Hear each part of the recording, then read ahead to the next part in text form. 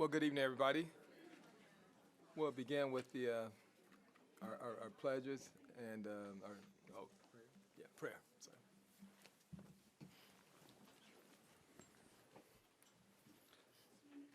Almighty and merciful God, we ask your guidance and blessings upon this board, students, parents, patrons, teachers, administrators, as we are assembled here this evening in the common pursuit of this great nation's wealth, our children. Amen. Amen.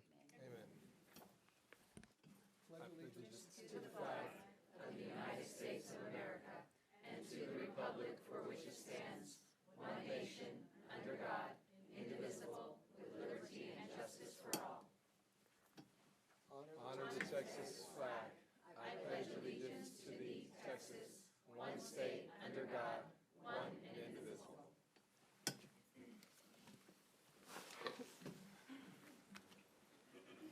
All right, thank you, Trustee Lopez. It's good. We got a good crowd tonight. This is good to see. Well, what we'll do before I'm going to go ahead and read some of the rules at the very beginning and give a little background about our meeting, and then I'll let our trustees know if it's okay. What we're going to do is move up the recognition, so we have so many folks here, and then we'll get to the other part of our agenda. We don't have our public hearing too. We'll do that after that part. So, once again, welcome everybody to our regular. This is a regular meeting of the Northside Board of Trustees. Before we officially call the meeting to order, I'd like to take just a brief moment to review some of the rules for conducting our meeting. The board order of business for our meeting is set on the agenda, and one item that you may notice is a consent agenda. Now, this item includes items that are considered routine and/or of a recurring nature. All the items listed on the consent agenda will be acted upon in one motion. If there is a consent agenda item which anyone would like to address, you can sign up to that item, and we'll pull it from the consent motion and discuss it separately.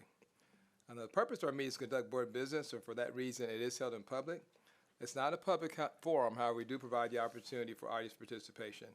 If there's anyone here that would like, and we actually have 3 items that one could address. There's our citizen be heard agenda item. We also have individual specific agenda items, and we also have our public hearing.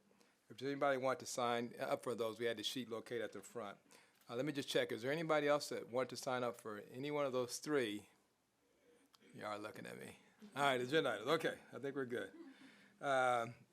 We want to make sure that we don't overlook anyone that wants to speak to the board, okay? And when we get to those parts, we'll review the rule for addressing the board at that particular time. So we'll go ahead. The meeting will now officially be called to order. So I'll turn over to our great superintendent. Yes, sir. So as you have already mentioned, with the board's permission, we'd like to bring forward 2 special groups. We've got some special recognitions, some of our Purple Star campuses, easy for you to say, as well as our Northside Leadership Academy. So if I can ask the board to join me, we're going to kind of create a receiving line, and like I say, we're going to offer our congratulations to these special groups.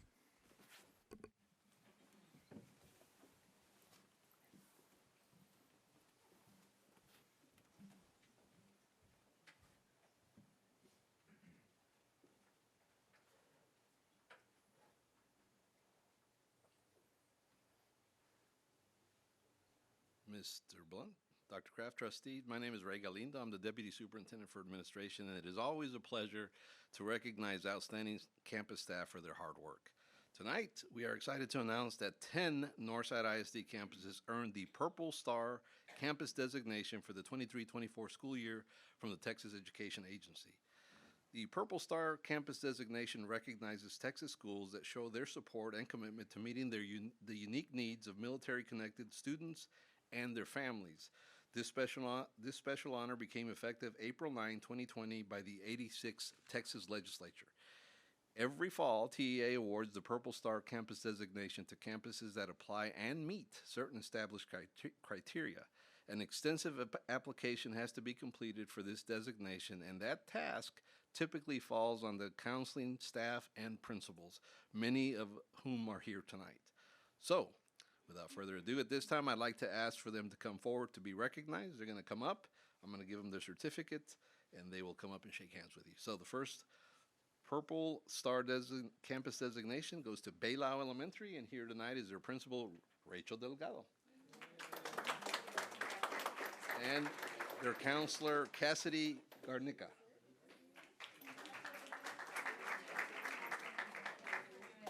Next, we have Mora Elementary. And from Mora, we have their principal, Erica Zagala, and counselor Assistant Principal Serena Torres.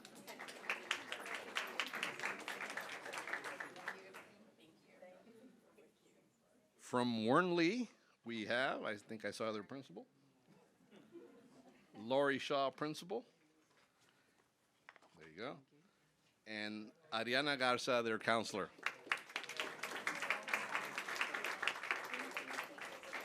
Bernal Middle School.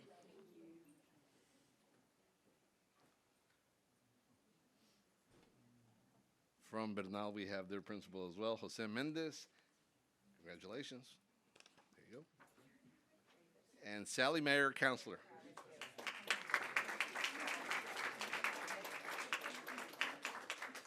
Luna Middle School is our next one, and we have our principal, Lisa Richard, and their counselor, Sandy Vasquez. Congratulations. Sorry.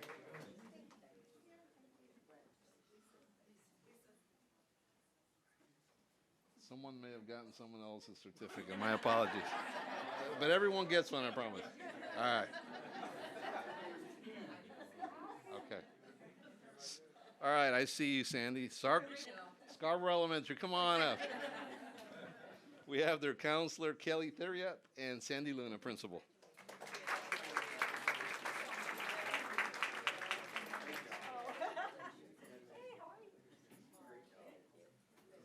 Next, we have from our high schools, Brennan High School, our principal, Mr. John Trimble, and Lisa Townshend, our counselor. Congratulations.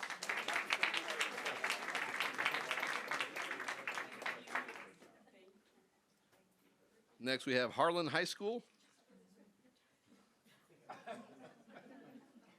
And from Harlan, we have their principal, Rick Izaguirre. Congratulations. And Michelle Rodriguez, counselor. Congratulations.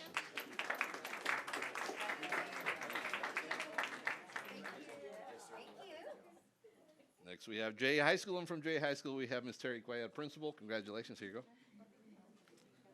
And Tabitha Balzudua.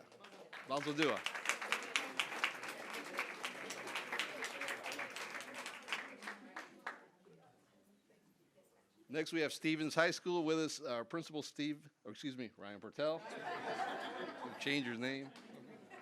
And Veronica Natividad, counselor. There you go. Congratulations.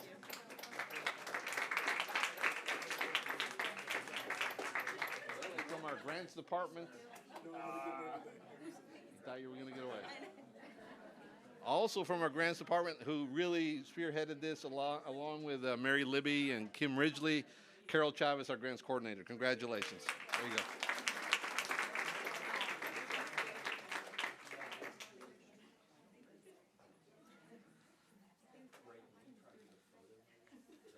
Yes, we can do that. You want to do that with group photo. Superintendent requests, so come on up, all of you. Are we going to fit in here then?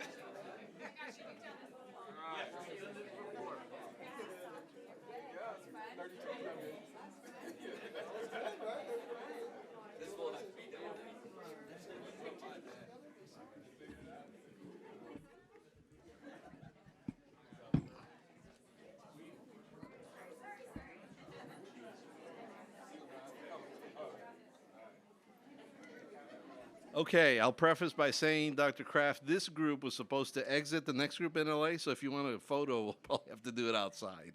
You want them here? All right, so you guys don't take off because you're gonna go and get your certificate, but then you need to come back and we'll do a group photo just like we did, okay? So don't go get it and come right back. So, continuing right along, my pleasure now to recognize the NLA class of 22-23. It is my pleasure to present the members from the 22-23 Northside Leadership Academy class. So, for the past 48 years, in an effort to identify and train future administrators, we in Northside have had specialized training in one form or another. The AIM, the Administrative Internship Management Program, was established in 1975. Beginning in 2013, we transitioned to the Northside Leadership Academy, or NLA. NLA is a year-long program that focuses on core competencies as they apply to school or department leadership. The admittance process into the program consists of 3 phases. First, there's a standard application. Second, participants are required to complete a problem-solving exercise. And finally, participants go through an interview process. There are 2 groups of participants in NLA. One group consists of practitioners, which basically means they are already serving in a leadership capacity, but have not gone previously through the specialized program. The second group are those who are aspiring leaders, typically teachers, who one day hope to become a campus principal or a department leader. So at this time, I'm going to ask each of the graduates to come forward to receive their certificate of completion, like this one, which is my very own from 1996.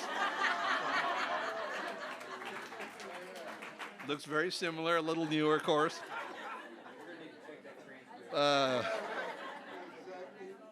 Budgets are a little tight, so they haven't changed too much. So, after you come up, you give me your card. You're gonna, as I said, go get your certificate outside, and then we'll come back for a photo. So, Carrie Lewis from Blackman Elementary.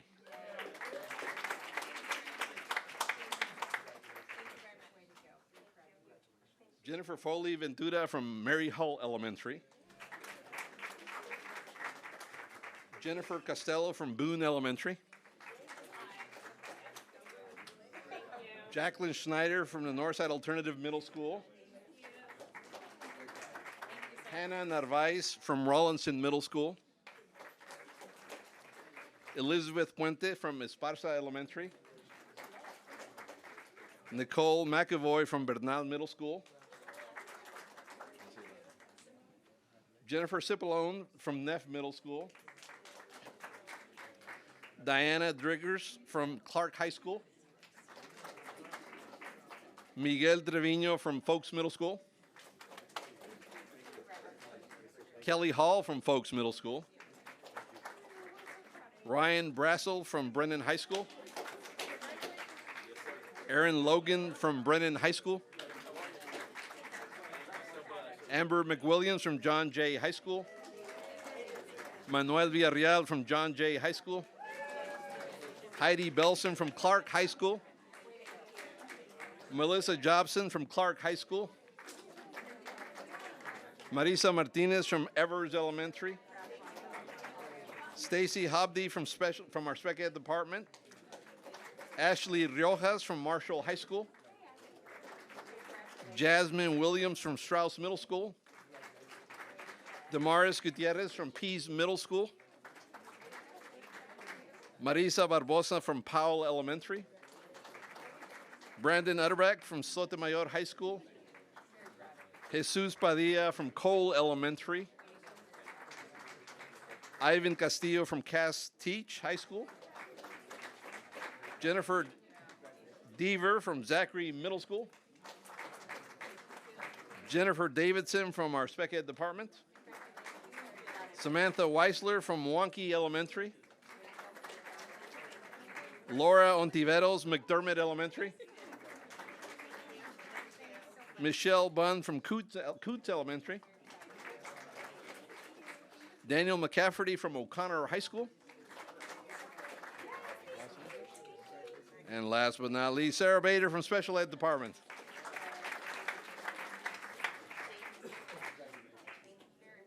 Also want to recognize to my left, I see her over there, Lori Gallegos, who's our Director of Leadership Development, who facilitates all the great work with this department. So with that, Dr. Kraft, Mr. Blunt, trustees, that concludes recognitions. However, we'll bring them back for the picture. So last assessment, can they officially assemble? There you go. This is a test. Well, yes, let's move this again. We can split up, some of us can go behind. We can-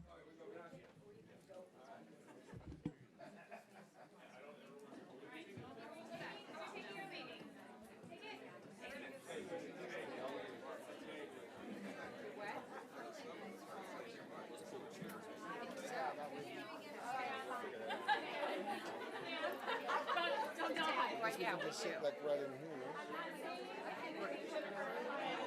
Carol, I think we have to stand right here. We're good. Okay. We'll never see the pictures. No, We're good. you're fine. It's all about you guys. Y'all can Oh, come one up. more. I'd say stand on your chair, but don't. You want to be in this gap? No, honestly. Hey, Lori, it's up, Lori, if you could come back here with us. Yeah. The tall ones. The tall ones. The tall ones Lori's can so come back. sweet. Make enough, or do we need to move some to the back? They're working hard. Okay, I think she's got it. Come back here.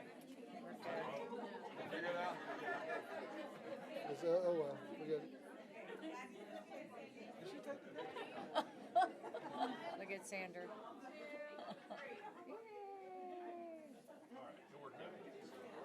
Awesome. Hey, way to go. All right, y'all pass. Congratulations. Don't go anywhere. Can we ask them to stay for the board? Oh, yeah. Could y'all, we're changing everything around. I know the board wants to thank you, so if y'all don't mind, just a couple of board members may have some comments for the group. Yeah, it's good. 2 more minutes. Y'all think of your comments? You just hanging out around here?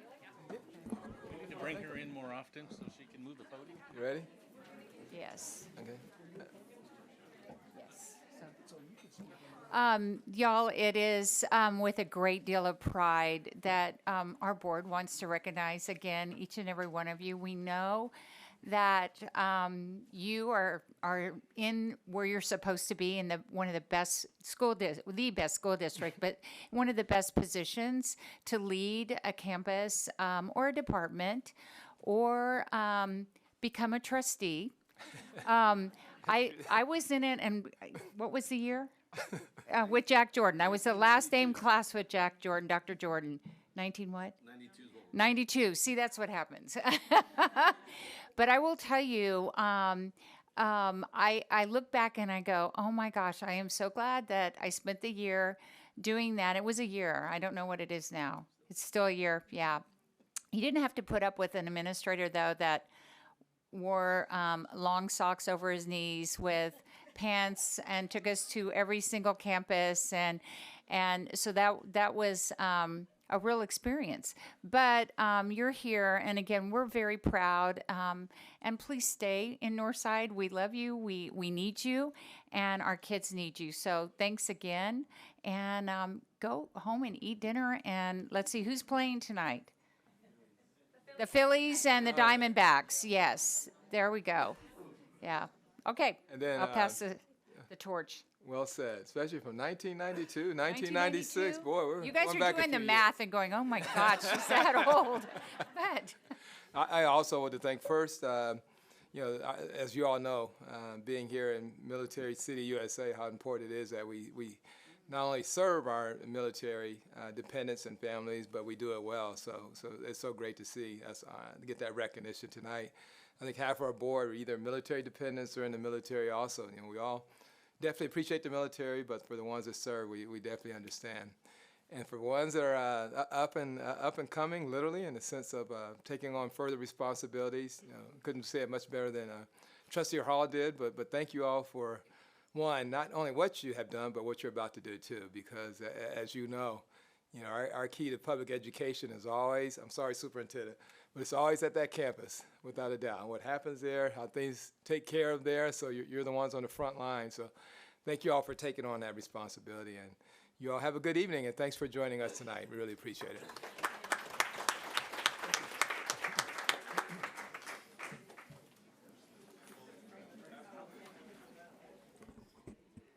And you are more than welcome to stay if you just want to hang out. I'm joking.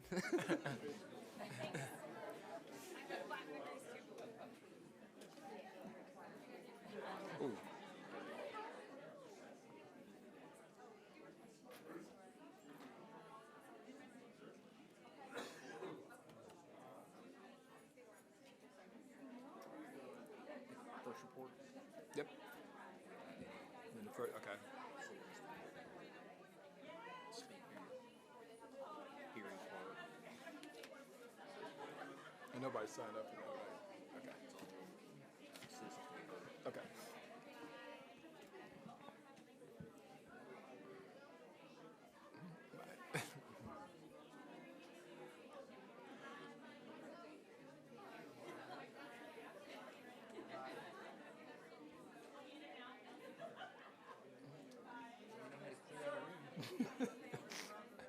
Literally.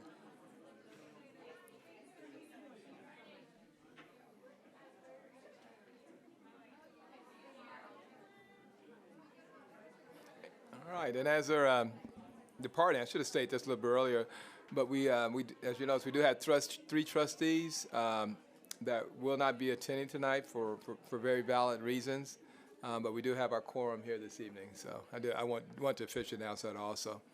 So we'll go ahead. First, we do have our public hearing, and we'll turn over to our superintendent to start us out with that. Yes, sir. We have our annual first report that we'd like to provide for the board to review. And then, again, Mr. President, we're going to ask that, concluding the report, you do open it for a public hearing as required by Texas Education Code.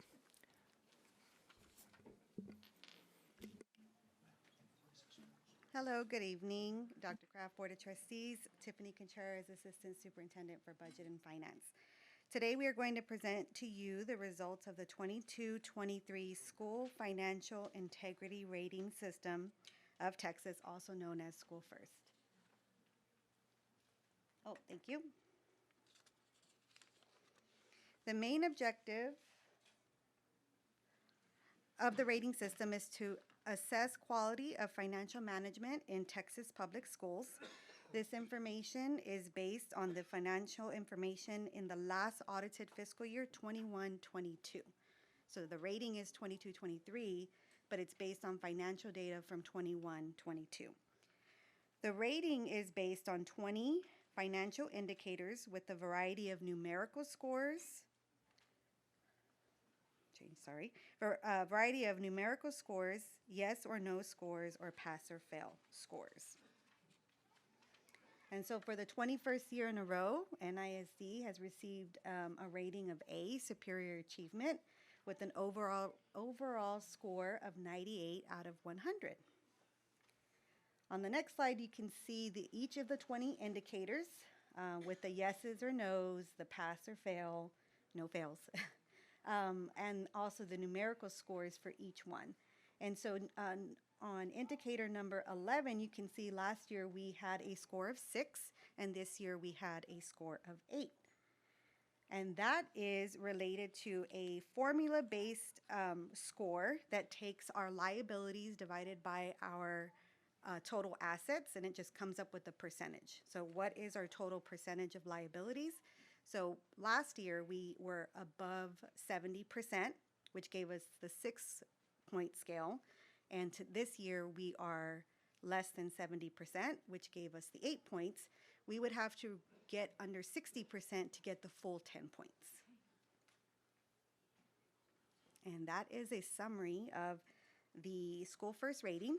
The next step is to post the management report on the website, and that would fulfill our requirements for this rating system.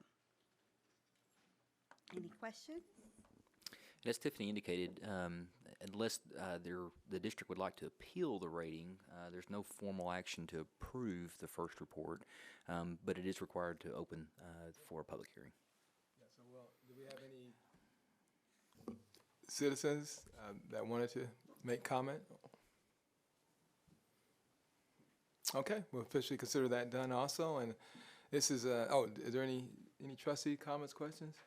Okay, good. Thanks for the great news. I don't remember the last time we've gotten to the 98. It's been a while. I So don't either. This is, I've been here since 2010. Yeah, It's always it's been been a while. 96. yeah. So that's great news, and congratulations on the 2. That's significant. So thank you. Good. Thank you. All right. So next we'll go to our superintendent's report.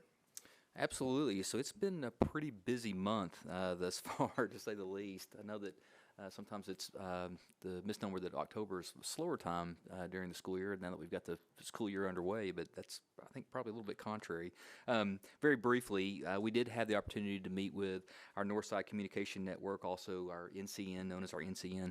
We're changing the format, or we've changed the format just a little bit this year. We've divided up into elementary and secondary, and we're actually providing a Zoom option. And so very, very pleased with the participation. We discussed matters such as the upcoming calendar, teacher incentive allotment, compensation, and like I say, it's a full hour of conversation, and of course, any forum questions that are posed, we always try to be pretty punctual in responding. And so, great start with our NCN, and again, these are representatives across all 132 campuses. We had the opportunity to recognize one of our own, and I haven't had the really opportunity to brag. Don Schmidt was recognized as our San Antonio Food Bank Volunteer of the Year on the 8th, and so it was a great celebration, like I say, to really acknowledge his tremendous work in association with the food bank, which, as you well know, is continuing each Friday out at Gus Stadium. We had a very successful Education Foundation NEF golf tournament. This was actually this past Monday on the 9th. The NEF board had anticipated raising about $50,000, and they exceeded that by $20,000. Excuse me. So 70,000 raised, and like I say, it was a beautiful day for golf. Very, very successful event. I had the opportunity to present at a Alamo College's dual credit convening, and we talked about just really the importance of dual credit across the board. Really great questions. I feel like is really a great segue in exploring the expansion of dual credit opportunities. For many of our students, so we're really thrilled with the trajectory that we're in with partnerships, especially with Northwest Vista, but really the Alamo Colleges in general.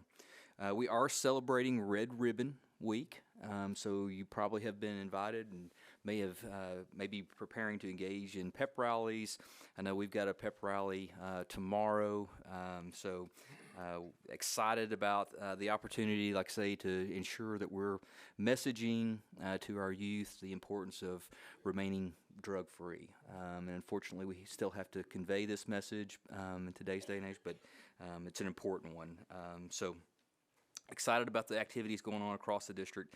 We did kick off our Student Voice committee. So we met with half of our high school seniors, soon to graduate high school seniors, last Wednesday, and then again yesterday. And so great dialogue. Of course, just a phenomenal group of seniors. We were planning on meeting twice this year, and I've kind of twisted their arm a little bit, coerced them that let's go ahead and meet 3 times. So they've got a lot to say and a lot of insight and a lot of feedback to provide. So I think, like I say, Dr. Harrell and Ms. Saldana had the opportunity to engage with our students, and I think it's proven to be pretty beneficial. Absolutely.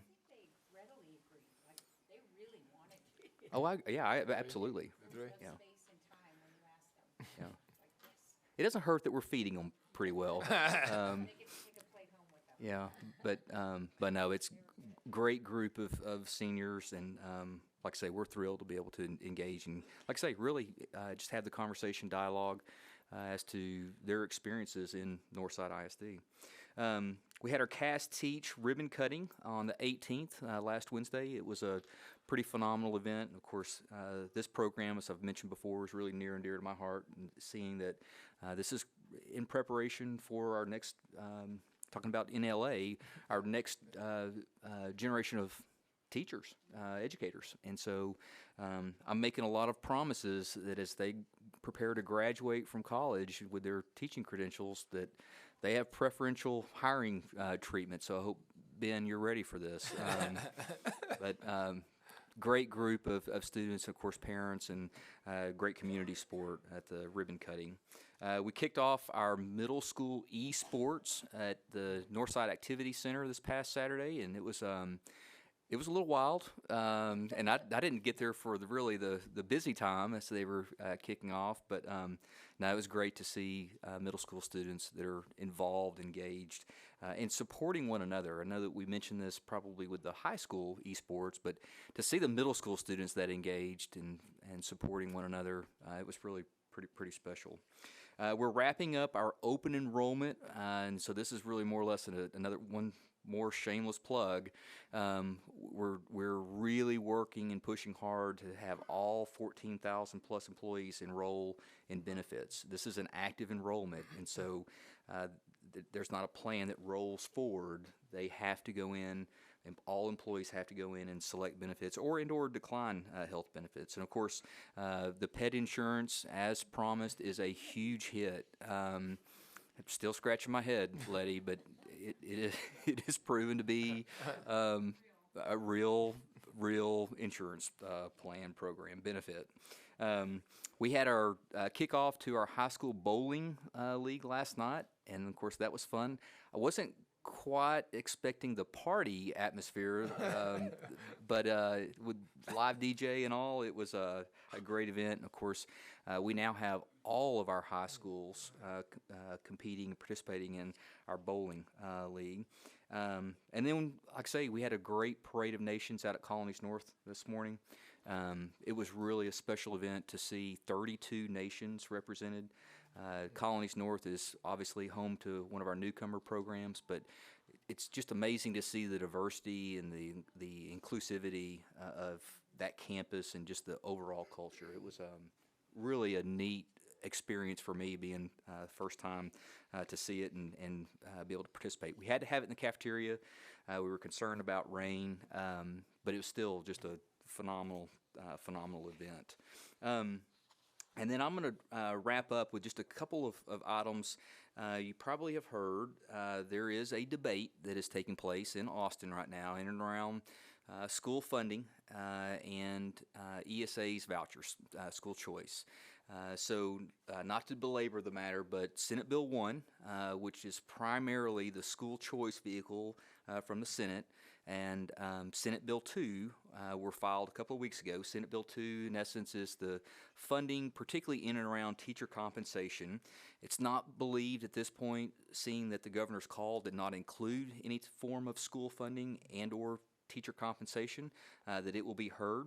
And then, of course, the House version, House Bill 1, was filed last Thursday, late Thursday evening. It's a 184-page omnibus bill. And so it literally is addressing everything from teacher compensation, school finance, ESA's vouchers. There are accountability provisions included, all kinds of different adjustments to allotments to include a new allotment such as a fine arts allotment. So it is a very inclusive bill. Unfortunately, this has been articulated, and this is really leads us to where we are now. It is not expected to garner a hearing with the House Select Committee simply because there's so much included with school funding, school finance, teacher compensation, again, not being part of the special session call that the governor issued. Until that call is expanded, House Bill 1 will not be entertained or not be heard. So we're in this unique environment, situation where literally school funding, desperately needed compensation, particularly for our teachers, classroom teachers, and employees, is really being held hostage, and that is a very strong term, but that's truly what is happening until ESA voucher, which is really being proposed as a universal ESA voucher rather than a very small group bracketed, is carried across the goal line. And there's really not a better way to describe it. And it's been made very clear that until an universal ESA voucher is approved and inked, there will be no discussion in regards to compensation, school finance, school funding. So what happens going forward is a really good question. There's already discussion in and around the potential of calling another special session, possibly in November, as early as November and/or February, which would make for the fourth special session. So we're embarking upon almost going a full calendar year in legislative sessions, which is really hard to believe. In my conversations here within the last couple of weeks, there is absolutely funding available to the tune of plus $15 billion, seeing that the state of Texas has, the economy is still performing very, very strong. But the hang-up truly is this school choice ESA voucher push that is, again, it's being spearheaded by our governor's office, and until that happens, additional funding, increase in teacher compensation just doesn't look likely. And of course, we're keeping close tabs and a watchful eye on anything evolving, particularly with hearings. But at this point, I foresee really this stalemate continuing to play out until there's some form of a compromise reached, and it doesn't look like there's a lot of headway being made in that regard. So, more to come. Early voting did start yesterday. In fact, Ben Muir and I had the opportunity to vote at the Northside Activity Center, the NAC, just yesterday. And so we're encouraging all of our employees and, of course, community members and those eligible to vote to please get out and do so. There are 13 propositions on the ballot, and so it's important, like I say, that everyone is fulfilling their civic duty and voting. With that being said, pending any questions, Mr. President, I know that was a little bit of a lengthy report, but again, we've got a lot of great things going on throughout the district, and of course, the legislative session is keeping us very watchful at this point, and we'll continue to convey and, of course, advocate for our staff, our teachers, and public education in general. Thank you, Dr. Kraft. Trustee Harrell? Yeah, I had just a real quick question. So in the Senate bill, and I was just rereading through some things, it's now kind of sinking in. So it's about $5 million that will be, or $500 million, right, will be appropriated for vouchers at $8,000 a kiddo this year, but will also include next year plus this year's if it goes, so there's no cap to it, in other words. So every year it will still cover the original group of kids. Let's say someone who starts in kindergarten will keep getting 8,000, including the next year for any new kids, right? So that was new learning. It will grow in perpetuity. Okay. Now, there is the notion or provision in House Bill 1 that I believe is after three years, there's a sunset Okay. review. So I looked at the House bill. Yes, there was a sunset clause in it, or whatever criteria. But also there was a voucher. It's like the average of blah blah blah blah blah. But there was like we're going to concede a little bit to the voucher movement to get a lot of other things. In House Bill 1. Bill 1, right. So there still was that's correct. a voucher piece, and Yeah. I didn't know that until. Yeah, it's in the format of an ESA. It's Okay. also capped. The idea is also Just for this year. yes, and Sure. the idea is also to create this waiting list just to see how much demand is there. But yes, the House Bill, both House Bill 1 and Senate Bill 1. Senate Bill 1 is purely ESA vouchers. House Bill 1 is all inclusive, but it does include an ESA voucher component. Absolutely. Thanks. All right, now we'll go to, any trustees have any reports? I don't mind keeping going. Yeah, go ahead, yes. Okay. Trustee Harrell? Just, Yes, sir. no, I just wanted to echo the cast teacher ribbon cutting was just phenomenal. I thought the students stole the show. They were showing everyone around. There were families. There were lots of people who had history in Northside. There was Dr. Woods, Katie Reed. There was Sherry Albright from Charles Butt. There was the whole cast network. There was just so many partners there. Oh, UTSA was there. And they were so proud of the classrooms, and so were the teachers that were there. I think my favorite comments were when they took them into the like the pre-K kinder room that had all the supplies, and then there was a little playground out back. And so I think there are a lot of oohs and ahs, but I think that's the largest group I've seen want to tour a school of a new school when they did a ribbon cutting like that. But the kids really led all of that, and that was just priceless. The Parade of Nations, it was hard not to leave with a lump in the throat to see 32 nations represented, and the kids were so proud, and their families were too. And it's like we're kind of having a sidebar conversation about we wish this is the way the world could be, right? Where kids were walking together hand in hand. And then Wanda, the gentleman who teaches at Rawlinson, he was the guest speaker. Okay. And his speech was priceless. I should have videoed it, but everything was kind of solemn, and he was priceless, and he talked about his journey. And of course, he has his book that now I want to read, but he was phenomenal. And when he spoke, he speaks like 3 or 4 languages. And so I don't know which language he was speaking to the kids. And Corinne and I saw these kids like, oh, he's speaking our language. And, so anyway, he was awesome. He's a pillar of character. He is a pillar of character, and he was dressed in full clothing. It was just beautiful. And the kids were too. They were so proud of their outfits. The student voice lunches were great. It's always great to hear from kids, and they were very honest and enlightening at the same time. So I do think they weren't just real excited about next time we're going to have you try out some new food that we're going to have in the cafeteria. I think there was some quick no's on that. Like, oh. We'll mix it up. Okay, we'll mix it up. Put a little hot sauce on it.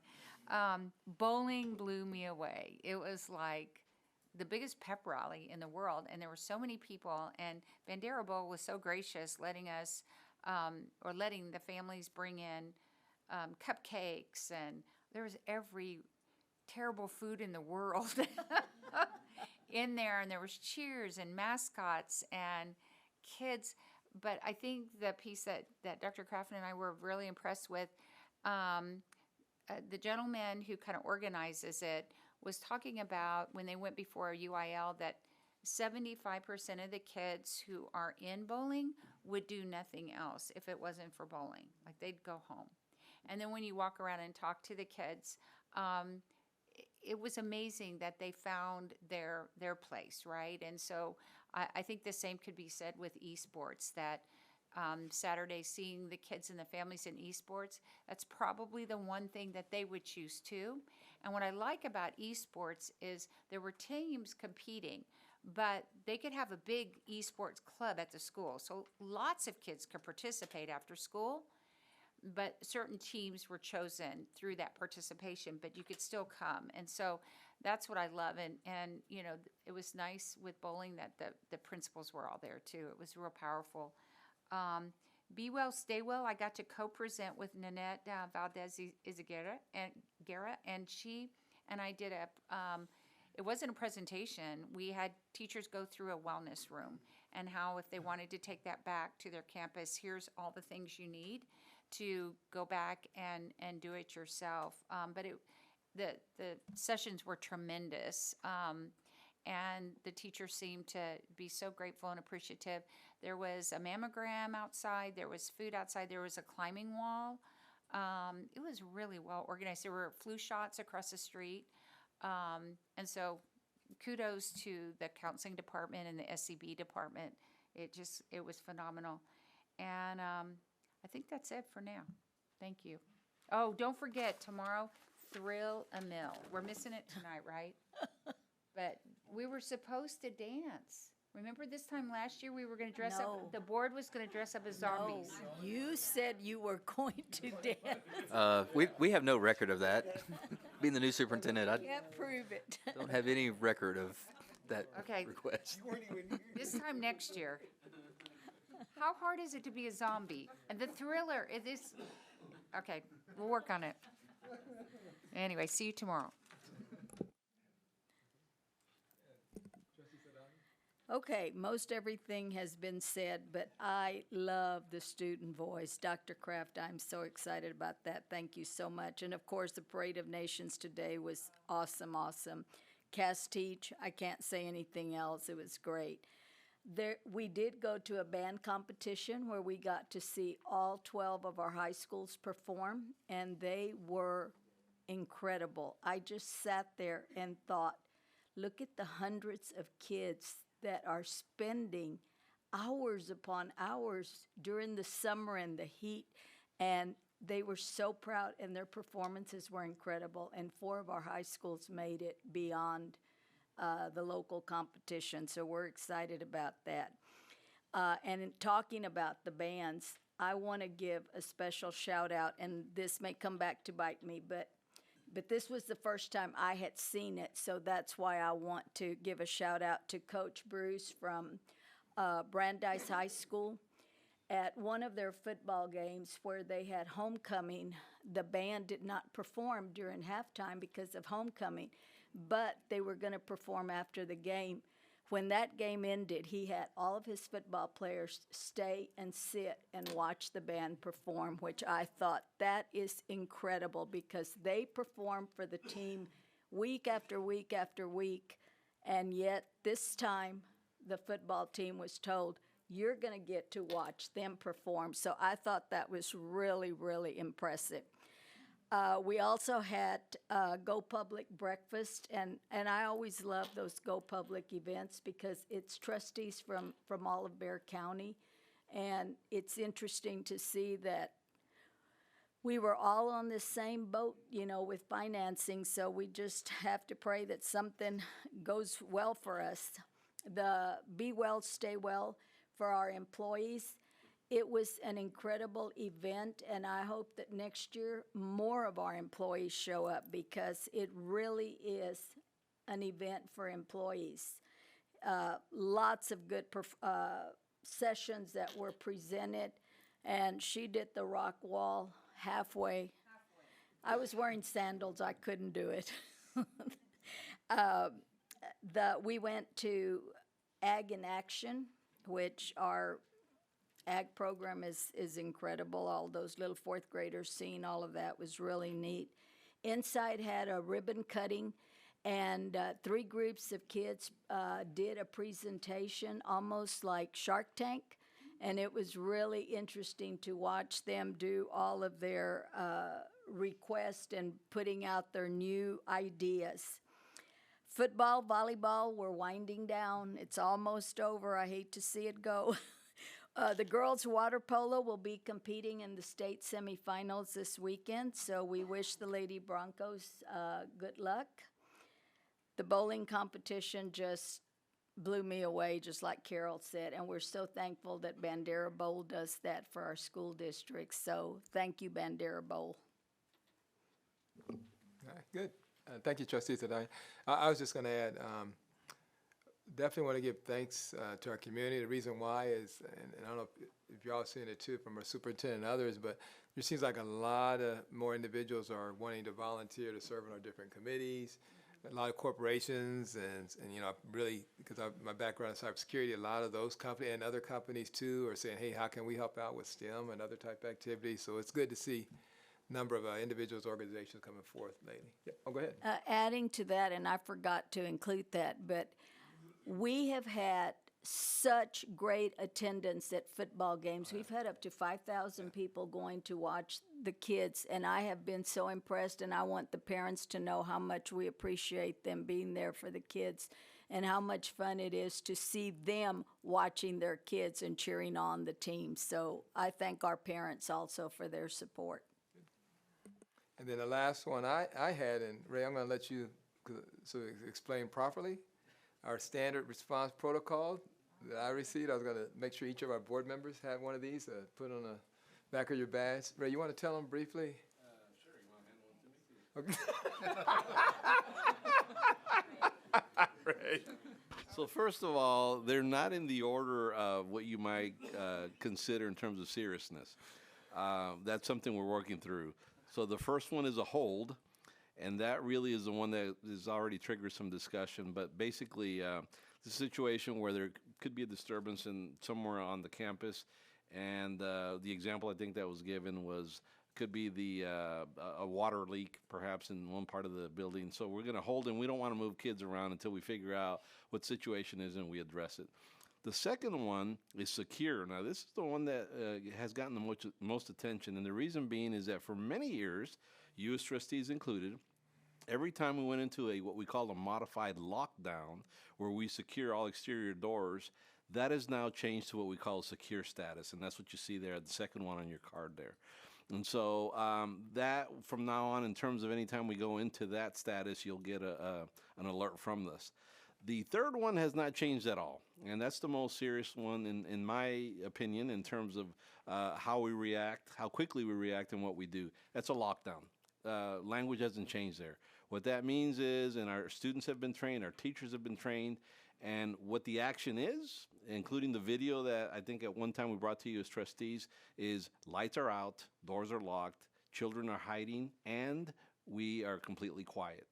Typically, hopefully, we never go into an actual lockdown, but if it is, hopefully it's not for too long. But that is the most, and again, in my opinion, the most important training to have, and that children and staff and everyone's aware of. The next one you have there is evacuate, and that, as you might think, is when there's a gas leak or some sort of issue on the campus such that we need to move all children out, and we're going to, as much as possible, let our superintendent know, working with law enforcement to make the call so that we can move either to, usually it'll be Paul Taylor Fieldhouse or the sports gym, or because we're fortunate in Northside have such large high schools, we can actually evacuate, in the case of an elementary, to another high school while they address whatever the issue is. And again, a gas leak or something to that effect is what we usually refer to for that one. And the last one is shelter or shelter in place. Not a lot that we do as talking to different people as they do in the Midwest where there's a lot of tornadoes, but usually the most common shelter in place or shelter is in case of a storm. We get away from windows into the center of the building, and as long as we need to stay there while whatever the issue may be passes by. In this case, in the example as I just spoke to, would be a tornado or a storm of sorts. And so those are the 5 new terms that we have. I shouldn't say new because some of them we're used to, but we now have these thanks to Barry that we all, with our IDs, can attach them to it. Mine doesn't fit, otherwise I would have one, Mr. Blunt. But we are in the process, and we did at the start of the school year at our assemblies go over all this language with students and with staff, and we'll continue to as we go through our drills, which are a part of what we do, it seems like, every month to some level. So there you go. Good, good. Well done, and thank you. We appreciate that. I didn't mean to put you on the spot. I thought you were just going to say, here's the badge, y'all can attach it. Oh, I thought you wanted a No, little that was good. overview there, a little analysis. Dr. Kraft may want to add to that. Mr. President, I'm going to add, Ray, you can trim the badge and it will fit very nicely. So I'll take care of you. But this was an initiative actually so that we're all speaking the same language across campuses, really in Bexar County.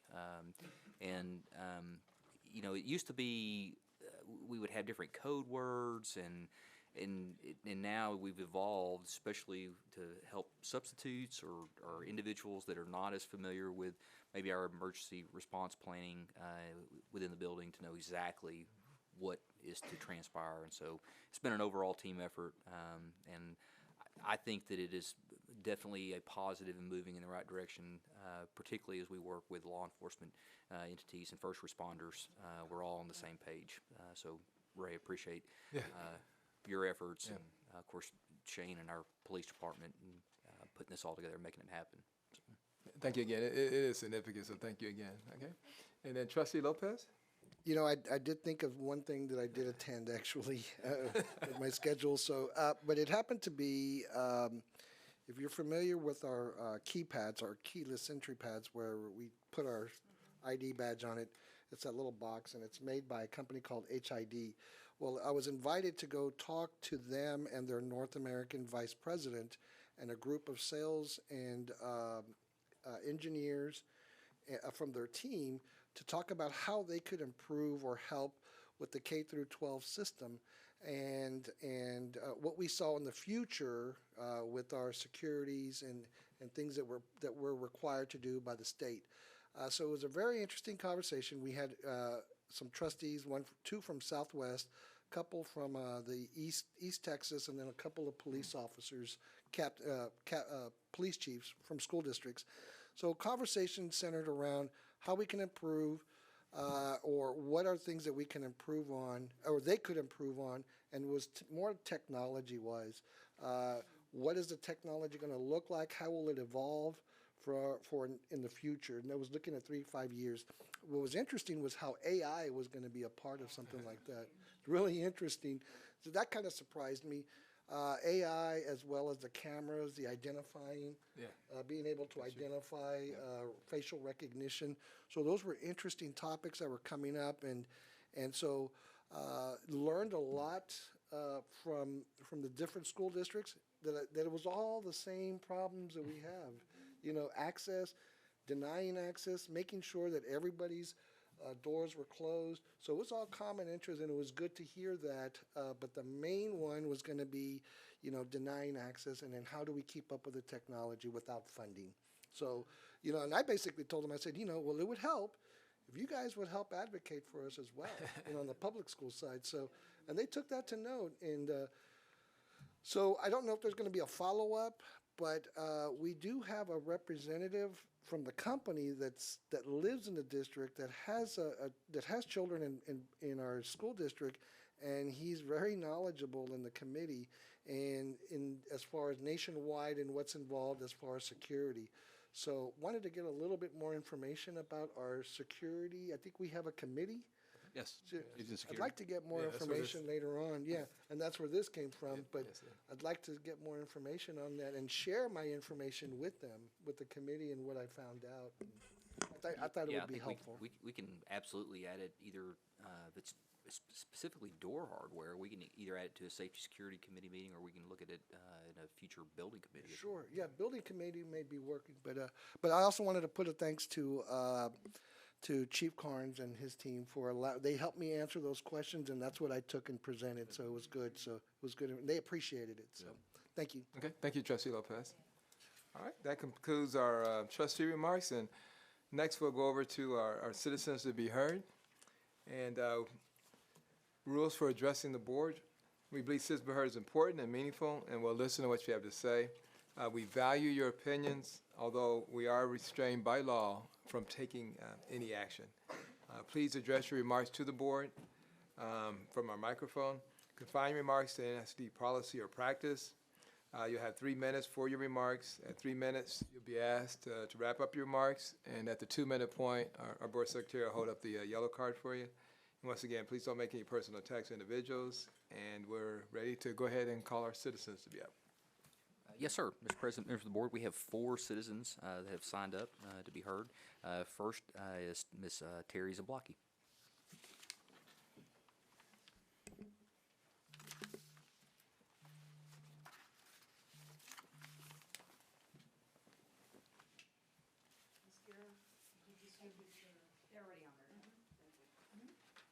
And there are additional copies to everybody, and yeah. Okay, I appreciate that. We're not doing the side timer. Oh, that's a good. Does the big arm come out and grab me? No, not today. Okay, fine, Go ahead, thank we'll you. go by our board secretary today. Okay, fine, thank you. Ready? Yeah, you're right. I believe it is essential for the board to actively pursue regulatory permission from the Texas legislature and any other statutory body, including the board operating procedures and the code of ethics, that will allow for censuring, removal, or other consequences for a trustee who refuses a breathalyzer test. The current situation wherein a trustee has postponed an automatic license revocation hearing once brings to light the importance of establishing a clear and effective process for addressing such circumstances. To uphold the trust and responsibility placed upon the board, it is crucial that we ensure the board's members are held to the highest standards of conduct, both inside and outside their roles of trustees. This proposed regulation is not meant to prejudge or unfairly target any individual, but is designed to ensure the transparency and accountability of school board members. I would like to stress the importance of that timeline. It would require all proceedings to occur within 6 months. This timeline ensures that any trustee facing such consequences will have their case resolved, allowing the school board to continue the essential work of the board without delays. If there was one trustee more absent tonight, we would not have been able to have had this board meeting. Moreover, I recommend that with the current Northside Student Code of Conduct for extracurricular student activities in place, it is the extracurricular one, the same consequences that are prescribed for students in similar situations should be applicable to trustees. Consistency in disciplinary actions fosters trust and demonstrates the commitment of the school board to maintain high standards for all members of the community. If we expect our students, when it's said that you're a member of a team and your actions reflect poorly on that team, I believe you can easily make the case that this is an extracurricular activity on your part to serve as a trustee. In conclusion, I urge the board to place this item on a future agenda and actively pursue regulatory permissions. The accompanying paperwork that I send you, give you all kinds of cases that appear from throughout the United States. There are people that feel strongly on all this ways. Such a step will not only safeguard the integrity of the board, but also demonstrate our commitment to the community's expectations for responsible leadership and accountability. I'm more than willing to participate in any discussions or actions related to this proposal and provide any support needed to see it through. I wear tonight my SAPD lanyard because I've served as a family assistance crisis team volunteer. I have seen students and other individuals within this community placed under arrest. I am also standing here this evening because I will represent, I've stood at 4 funerals, not of students from Northside, 4 funerals of my students that have been killed as a result of an action regarding driving. I appreciate your time. Okay, thank you, Ms. Stein.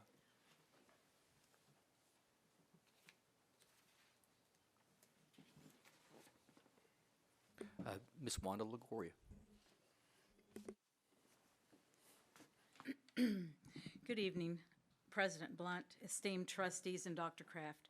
Wanda Longoria, President of Northside AFT. Tonight, Northside AFT would like to thank Dr. Kraft, Kelly Rasty, trustees Karen Freeman and Corinne Saldana for attending the press conference held by Representative Trey Martinez-Fisher, where some of the San Antonio delegation, consisting of Josie Garcia, Diego Bernal, and Liz Campos, stood in solidarity with our mayor and other city officials against the threat of vouchers.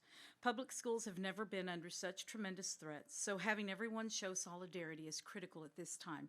A free public education for all is a cornerstone of our democracy, and when public schools are attacked, our very democracy and way of life is endangered. Public dollars belong in public schools, where for decades there's been accountability and checks and balances to ensure those tax dollars are best spent responsibly. Vouchers would allow for public dollars to go to private entities with absolutely no accountability attached. Beyond being reckless with public dollars, less funding for our public schools would continue to chip away at amazing programs, quality resources, excellent personnel, and eventually leave our districts crippled and broken. The majority of our students would be negatively impacted by the constant lack of funding. In addition, less students means less teachers and public school employees. Less employees means less TRS contributions, further affecting those public school employees who spent their life's work sacrificing and giving of themselves to the education of Texas students. Tonight, we'd also like to speak on an item on the agenda, COVID-19 response protocol. We're thankful that you will be discussing this as we've begun to see COVID rise once again. While not as severe as the initial pandemic, once someone is infected with COVID, it usually takes between 5 to 10 days for folks to feel well enough to work and not spread the infection. We know school employees only have 5 state days and 5 local days to use for sick leave. When COVID hits, many teachers use their days that they had accumulated, and they even gave days away. Thinking ahead as to how COVID spreads and following CDC guidelines, Northside AFT is asking the board to consider adding 5 COVID sick days with medical documentation be provided to school employees as a way to assist them with possible need. We want employees to feel that they can be out 5 days if need be, should they contract COVID. Coming to work sick while spreading the infection can be detrimental to the overall attendance of staff and students. NISD employees should feel comfortable knowing that they have 5 COVID days beyond those 5 for illness. We're about to enter the flu, RSV, and cold season. It would be comforting to know that they have those days available should they need them. We know that when sick days are out, the employees must be docked their daily rate of pay, which places an economic stressor on their lives and their families. As we think of ways to assist employees in Northside, anything that can be done to help in this area, we know they would greatly appreciate. So thank you for your time. Good. Thank you, Ms. Longoria. Mr. Bill Thomas.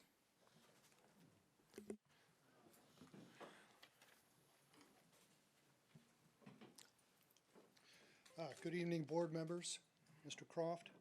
My name is Bill Thomas, and I've taught at Northside for 19 years now, contemplating retirement. I've recently been moved to middle school science, and that's been quite a switch from social studies. However, I ask your consideration for a small but very important amount of time during the school day. Last week during my conference time, I was asked to attend an ARD conference for a special education student. I understand administrators are strapped for personnel and time, but I don't think they have a right to take my conference time. Okay? State law mandates that I get uninterrupted conference time. I can choose to attend a meeting if I want to, but the law is pretty clear. Section 21.404 of the Texas Education Code states that each classroom teacher is entitled to at least 450 minutes within each 2-week period of time for instructional preparation, including parent-teacher conferences, evaluating students' work, and planning. Okay? I truly need my conference time. Calling parents, I'm checking work, I'm updating grades, updating lessons, and a little peace and quiet. I truly need that time. I've told my principal I'd be talking about this issue, and she understands. Okay? Please let principals know that it is not okay to take teachers' conference time. If not, it would be nice to be asked. Thank you.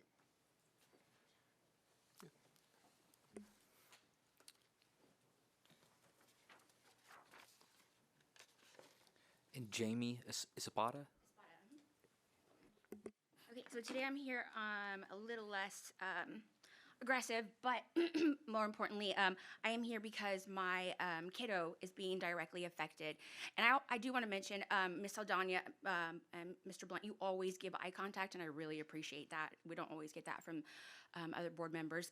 And to the teacher that that he's right on. They need their conference periods. My daughter does receive special education services.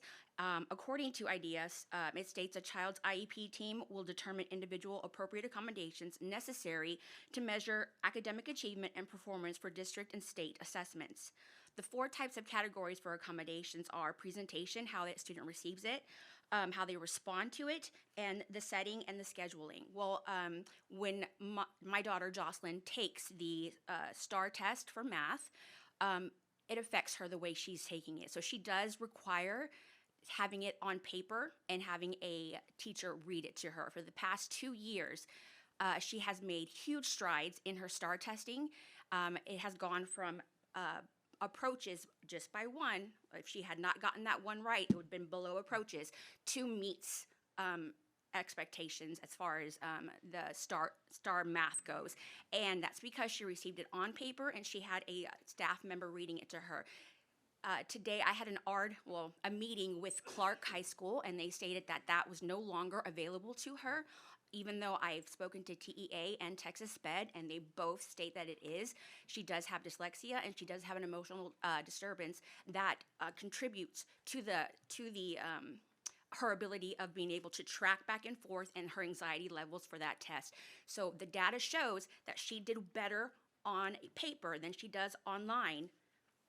It's been in her IEP for the past few years, but now they're stating it is no longer available, and that's what I'm here to speak about. I'm asking for y'all to look into that, please. Okay. That's the last individual sign up for citizens to be heard. All right. And then Dr. Kraft, or the last two, Mr. Thomas and Ms. Espada, there's, Mrs. Spada will follow up with you. When you get into ARD regulations, we have to make sure we're working through the ARD process for obvious reasons, but we'll definitely follow up okay. And then Mr. Thomas also? as well. Same, okay. Thank you for Okay, okay, thank you all. Okay. expressing your concerns. All right, so next we have, that concludes our citizens be heard portion. Next we have our consent agenda. Is there any item that need to be pulled, or is there a motion to come before the board on the consent agenda?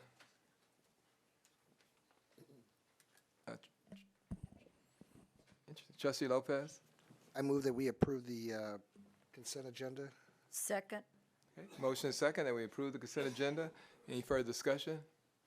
All right, if not, it's been moved and seconded to approve the consent agenda. All those in favor signify by stating aye. Aye. Any opposed, state nay. Good, motion carries. All right, thank you all. So we'll go ahead. Next item that we have, we go to our facilities and operations, and we'll start with our Colonies North Elementary School. Thank you, Mr. Blunt. Hit your button again.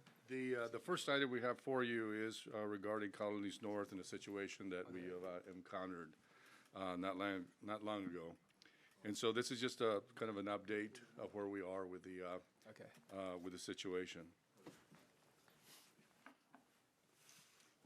So if you remember, we came before the Board of Trustees on August 22nd to talk about the foundation differential movement between two existing buildings that is causing some level of concern, simply because we have to bridge a gap between two facilities, so to speak, or two parts of a facility.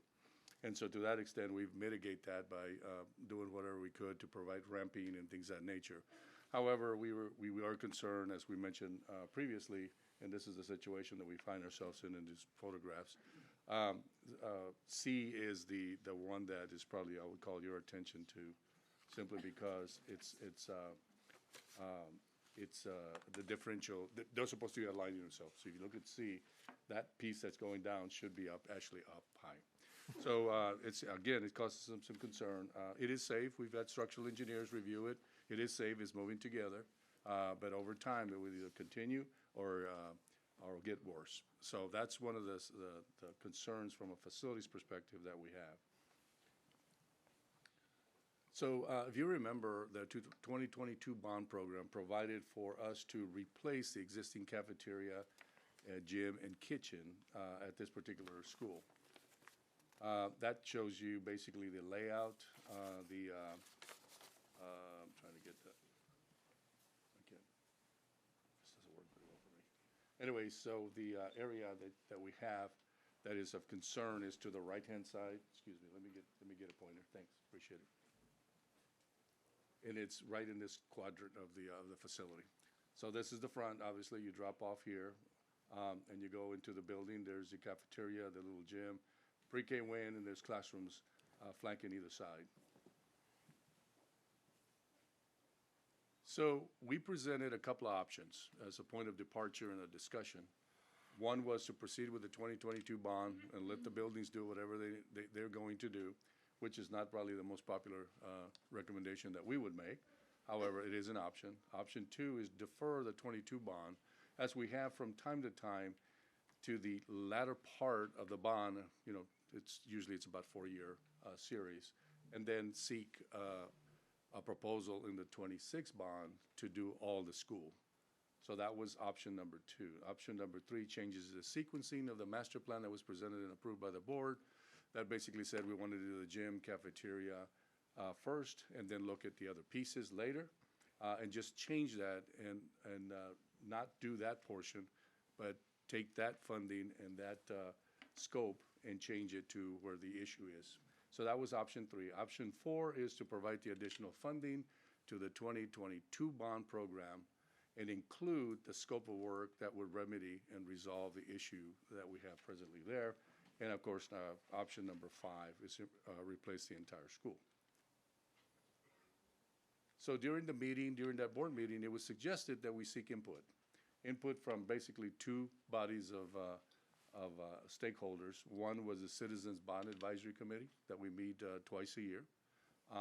And the second one was the teachers. You'll remember when we do the information and sessions to the bond program, to any bond program, we bring all the teachers together and have a discussion. We share what we're thinking about. They give us input, and then we move forward. So we met with the teachers on September the 13th, right after school. We brought them all in. Dr. Kraft actually addressed the teachers and the situation. I went over the situation in more detail, looked at options, and generally, option 4 was well received, which is staff recommendation, and that is add the amount of money that's necessary so that we can remedy the problem with the front of the building, so to speak. Now, we did have questions from the teachers. Teachers in Northside America are very inquisitive, and they want to know lots of things about what's going on. And so we talked about it. This is just a kind of a highlight of some of the things we talked. Portables, we did mention to them that we are going to move portables during construction, as we do when we have large projects. Up to about 14 portables is what we estimate along with some administrative portables.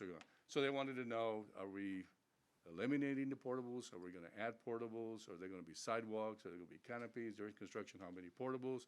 Et cetera, et cetera. Very inquisitive and very, what I would call appropriate questions. Availability of restrooms, especially you have a little portable city out there. So all of those were addressed and discussed with the teachers. They wanted to know about an elevator, if a two-story building would have an elevator, and of course it would. Art room, furniture, front entry, windows, and security. All legitimate questions, and we tried to address them to the best of our ability. Shortly thereafter, we held a CBAC meeting with the members of the CBAC. Some of you know that's a cross-section of our district that provides us input and advisory capacity to the bond programs. We've had those for many, many years. So we did talk to them. We had a discussion that around the same things that we presented to the teachers. Dr. Kraft, of course, addressed the group and current situation. I presented a more formal presentation to them in more detail. And it was the consensus of the committee to support the recommendation, staff's recommendation, to provide for option 2, and that is build what we said we were going to build under the 2022 bond, replace the kitchen, the cafeteria, and the gym, but also correct the deficiencies and the issues that we're having with the building, and do that at the same time, so to speak. There were several questions and comments that were made as follows: foundation and condition of other types of buildings on the campus, because remember, this doesn't replace everything, just about almost 50, almost 60% of the existing campus. Portables during construction, we would have an office suite, because we got to put, obviously, administration while we're build the new building, so to speak.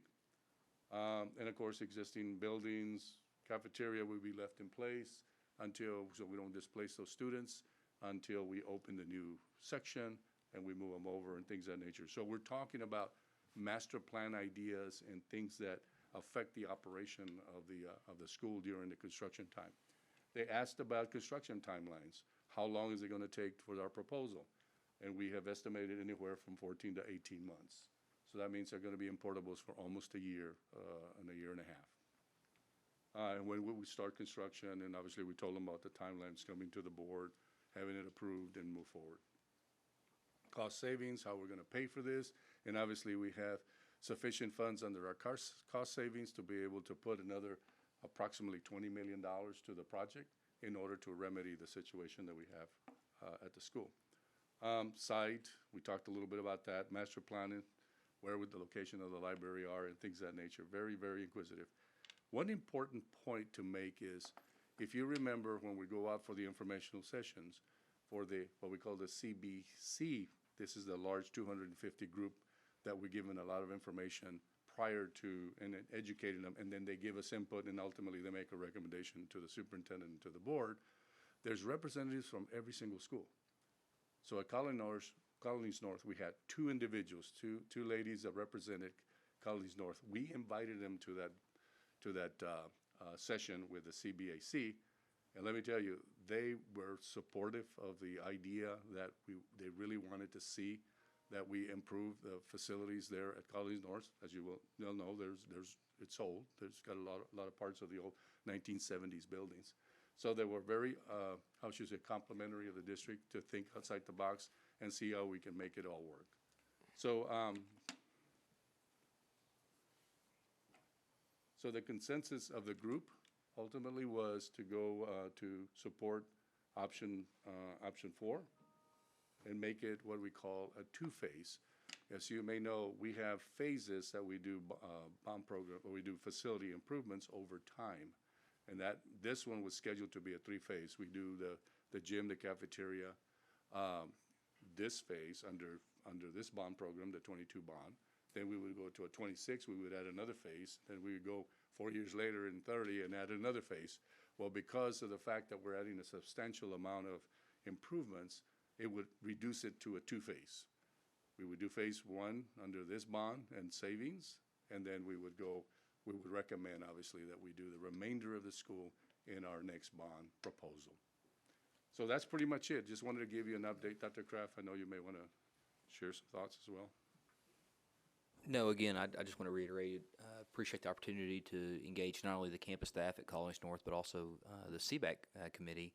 I think overwhelmingly both groups were very much in favor of.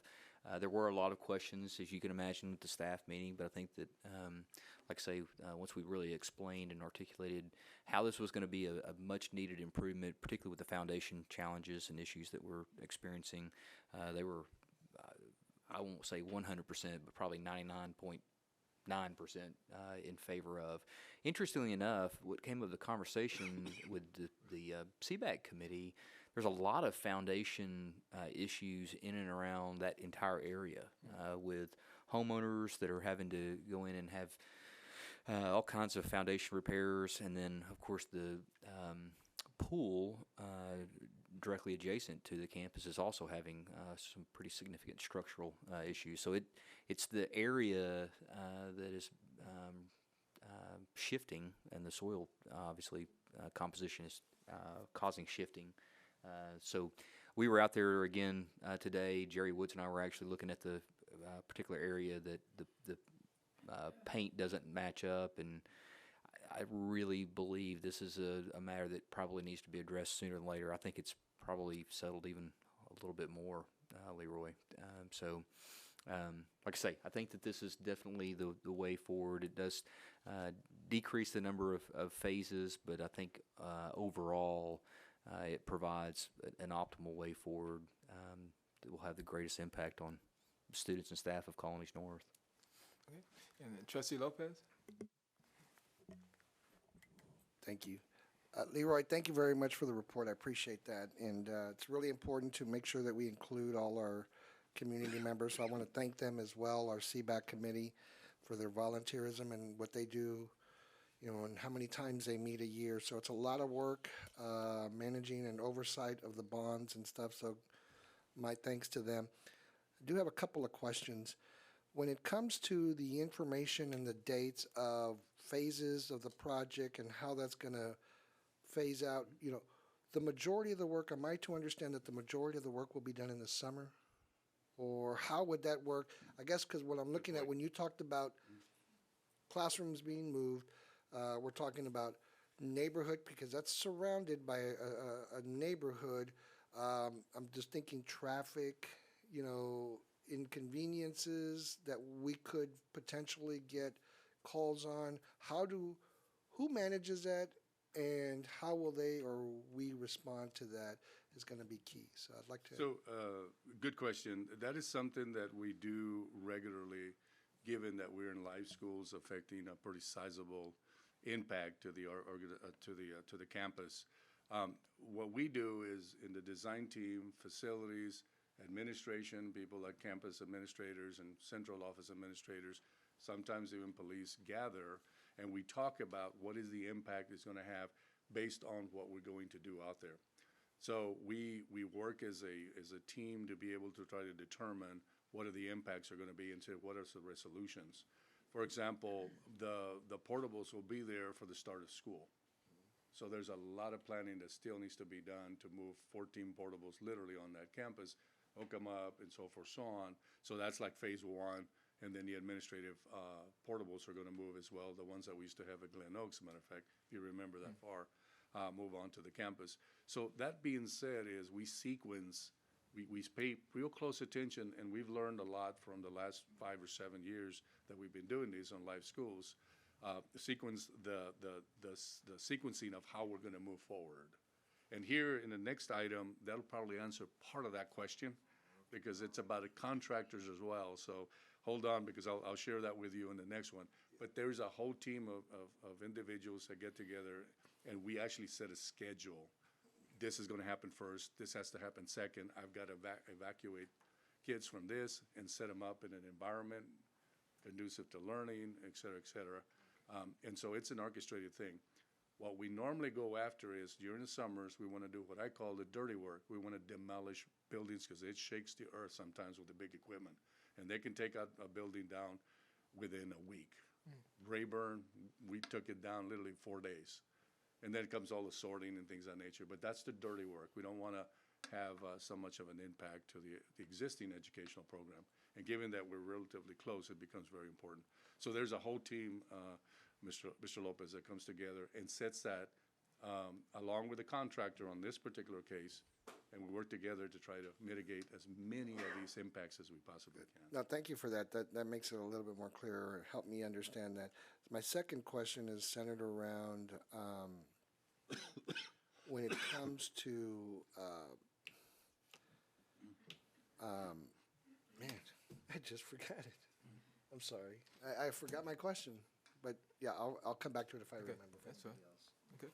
And So on this item, there's no approval process, because you're going to come back and approve contractors and things of that nature? So, I'm sorry. Trustee Harrell? Yeah, just real quick. Yeah. On the CBAC committee, were there any representatives from the Colonies North community? I want to say that the two original. There were two parents that joined that CBAC committee meeting. Okay, and so what has been that, because I heard you say it this morning as part of the Parade of Nations, what kind of communication has been given to parents? Do you know by any chance? Just so they're knowing something, one of those is coming, on the, whether it's option 4 or 5 or whatever, but one of those is coming. Has it already started to? No, not until we have this discussion and determine if this is, if the consensus of the board, if feels comfortable to move with this, then we can develop a. Yeah, we didn't want to get too far out in front, seeing that the board hasn't technically approved the scope of the project, but we will definitely provide, I know that Ms. Farrell will want to probably inform the community through a meeting of some form, but then we can also provide written communication to all the families. Just to get a little more, I understand and I appreciate and value the teachers and then the CBAC committee, but kind of going back to Gerald's question, I grew up over there, so I know there's like 5 or 6 back road. There's ways to get there, so I think that'll be good. But that would potentially be a parent's question. Sure. How will this impact? Or I say that because again, those families have gone through a lot of movement and changes, and so and I understand getting in front of it, but I also think that's a population that, if they could just hear that the language, that the intention is going on, I think it might help settle some things and not create any additional anxiety or angst or something like that. And then I know we'll get their opinion, but I'm hoping that it doesn't come after option 4 has already been voted on. So I'm wondering what that could look like. So I'm just thinking out loud on that. Yeah, I just, as we were discussing it, absolutely want to communicate and be very transparent, but also try to ease any concerns, particularly with the utilization of portable buildings, because that's primarily the big transition. We'll have to utilize portable buildings as we're displacing students from classrooms. Until, though, we really have the board's direction as to, yes, this is the plan that we want to put forth. I would hate to put the entire Colonies North community at I'm wondering, what is alarm status. What is the committee that every elementary school, middle school, and high school has that involves parents? School advisory team. School advisory committee. Could it at least be shared at the school advisory committee? Team, yeah. Is it SAT? SA, School advisory team. Team. yeah. Absolutely. And I would venture to say that, like I said, we will want to communicate with the entire campus community, and just letting them know, these are improvements that we're expanding upon. Now, I would venture to say that the original plan was probably pretty well communicated as it was voter approved and being proposed. Now, again, I wasn't part of that process. That's true. This is just adding an another. expanded I version. remember we went to the Yeah. PTA night when Right, the parents right, I were there, and do. we had a captive audience, so to speak, to You're share right. all this information numerous times during that. That, how many years ago was that? Well, it was it was May of '22, so it had Oh. to be a couple of months before May, Okay. February, March timeline. There's no question that I think we need to provide a communication. Once the board kind of feels comfortable that this direction is, then we can start developing our communication plan and allow either the campus administrator or we can share that directly from the district to the parents. I think Norma has a good handle of her parents up there, and so we would look to her advice as how we can push that out. And again, it would be very similar to the information that we shared here with you to the. And I would venture, just having met with the entire staff, there are conversations that are already transpiring and taking place within about the community. We'll want to make sure that we cover and make sure the entire community knows, but I would venture to say that conversations have been taking place probably since we had the opportunity to meet with the staff. Okay, and Trustee I Sabah? just want to add that the building committee has had many discussions over this with Leroy and his staff, and we're confident that this is what needs to be done. And it was in the bond, so a lot of the parents knew that it was coming because of the bond. We're just going to do more than we had originally said. You got yours? Okay, that's our, Okay. Mr. Lopez, you remember? Okay, we're checking. No, and I would, and I would just say, when it does come time that communications, tell me I'm wrong, the other key element there from the community is there's certain organizations that are very involved in communicating with the families, just because of the population, other things that are there that may be of value to include too, and the principal may know, who they are. Yeah. Okay. All right, we're ready for construction manager at risk? Yes, now that we're on the Colonies North discussion, we're here to present to you or to ask for your approval for a contractor. So it's no secret we put this in sequence. First have the discussion, feel comfortable, then we go right into contract selection, so to speak. And we did that because we wanted to save time, like Mr. Lopez was talking about timelines and things of that nature. So that's why we're bringing it as fast as we possibly can. So the 22 bond provided for those upgrades that now will include the other scope that was just added. And the first phase of the construction delivery method is the solicitation of a construction manager at risk, establishing the fees and the service, which is based on percentages of construction costs. We did change the delivery method. We had it originally as a competitive seal proposal, but we failed because of the extensive nature of what we're going up there. We need a contractor that's there with us when we start the design process, giving us advice on things like sequencing. What do we do first? Where is the best place to start? How do we stage the facility? Constructability, is it less costly or more economical to do it this way, and things of that nature. So that's what a contractor CM at risk does, is we get to have them at the table while we're designing, as opposed to a competitive seal proposal is we design it, i.e. the architects and engineers, and we just get a hard bid and get a number. So requests for competitive seal proposals for construction manager at risk were received on October 10th, 2023, with subsequent potential contractor interviews that would have happened on October 17th, but because of the way we share this with the building committee, there was only one contractor that met all the criteria, and so therefore we did not have the interviews. Texas Educational Code and Board Policies CV and CVB authorized this construction delivery method. Approval to award a contract for construction manager at risk delivery method for the building upgrades at Colonies North to the contractor at Joris General Contracting is recommended. The anticipated percentage is 7.750, which is comprised of the cost of the general conditions of construction of 4.5 and the contractor's fee at 3.25. The final GMP figure is anticipated to be established sometime in the spring of 2024. So we are recommending, and we've gone through an evaluation process to be able to recommend to you today a contractor, CM at risk for Joris General Contracting. Okay, any comments, questions from the board? No, I've heard it all. All right, Trustee Harrell? So do you need a motion to Yeah, I second. We'll get her next time. All right, we have a motion and a second. Any further discussion? If not, it's been moved and second that we approve the construction manager at risk building upgrades for Colonies North as presented. All those in favor signify by stating aye. Aye. Aye. That's fine. Now, just any opposed, state nay. All right, motion carries. Good. Thank you. We have a couple of more items. And then, these, and all these went to, and I should have, thanks for catching that. All these went to the building committee, correct, that we're talking about? Okay, good, okay. Go ahead. That's why I said I've heard it. Yeah, that's all right.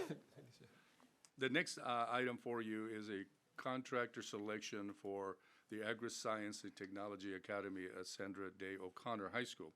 As you well know, this is our new magnet school that is going to increase and enhance the agricultural program there, including adding barns and horticultural areas, but also build a meat science program that allows our kids the opportunity of actually knowing how to cut meat on campus, so to speak.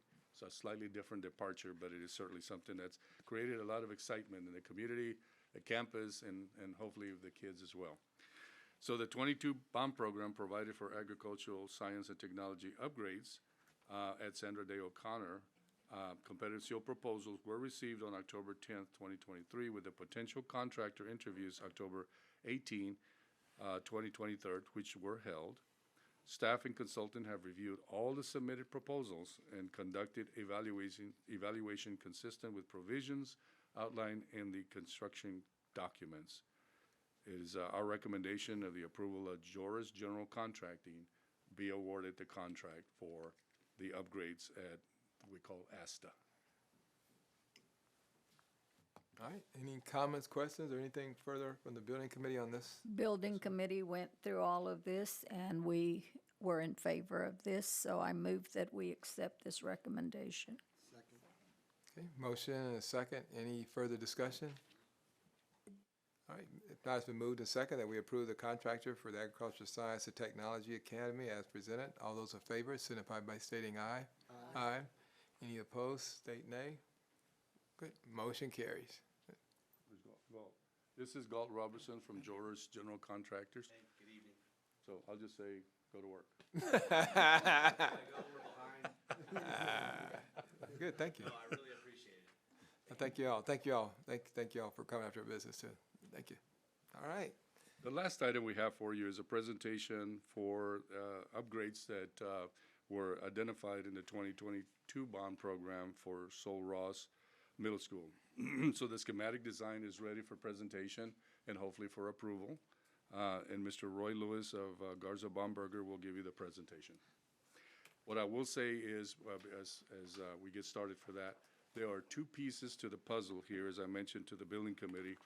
One is a commitment that we made very early on that if we're going to have a substantial amount of renovations impactful for the entire campus, that we look at opportunities to enhance our security and our safety at these particular schools. So you'll see them in two parts. What we said we were going to do for the 2022 bond, and then enhancements for security-related items at this school. We'll take the opportunity to at least investigate those, bid them out, and then determine if we can accept them. So, all right. Thank you. Good evening, President Blunt, members of the board, and Dr. Kraft. We really appreciate this opportunity to present the Sol Ross Athletic Lighting and Controls Upgrade. at Sul Ross Middle School.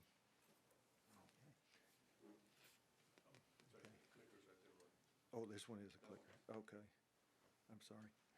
Okay, the project scope and considerations for this project are three main items. One would be the athletic upgrades, and this includes demolition of an old practice gym that is on the campus and replacement with an athletic complex that includes a new competition gym, new practice gym, and the supporting locker and shower areas.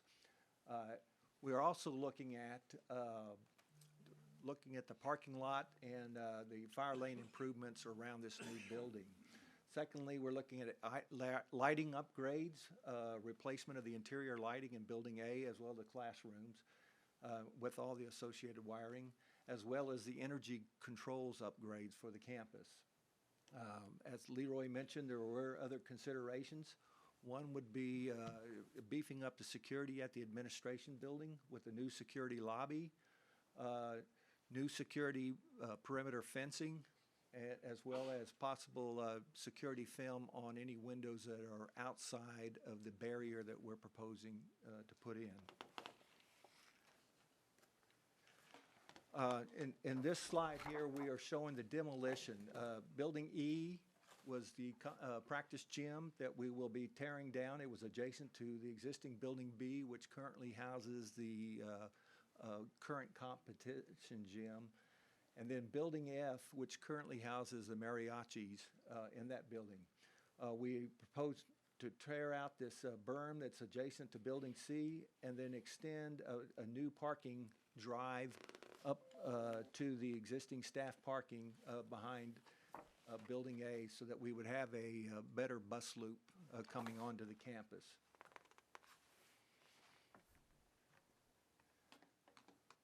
This slide shows the proposed new athletic building right here. It would be built immediately adjacent to Building B, and that is because Building B, as part of phasing in the master plan, will eventually be torn down. And this way, the new building could be built right up against our proposed athletic building. The areas shown, dark pavement would be the new drive for the bus lane coming onto the campus, entering from Hemp Hill on this side, and then exiting at this end. We are also proposing an alternate to add an additional 22 spaces in this area right off of Hemp Hill so that visitors and coming to football games and athletic events could park there and then go directly to the field, as opposed to having to cut through the campus from the available parking spaces that they currently have.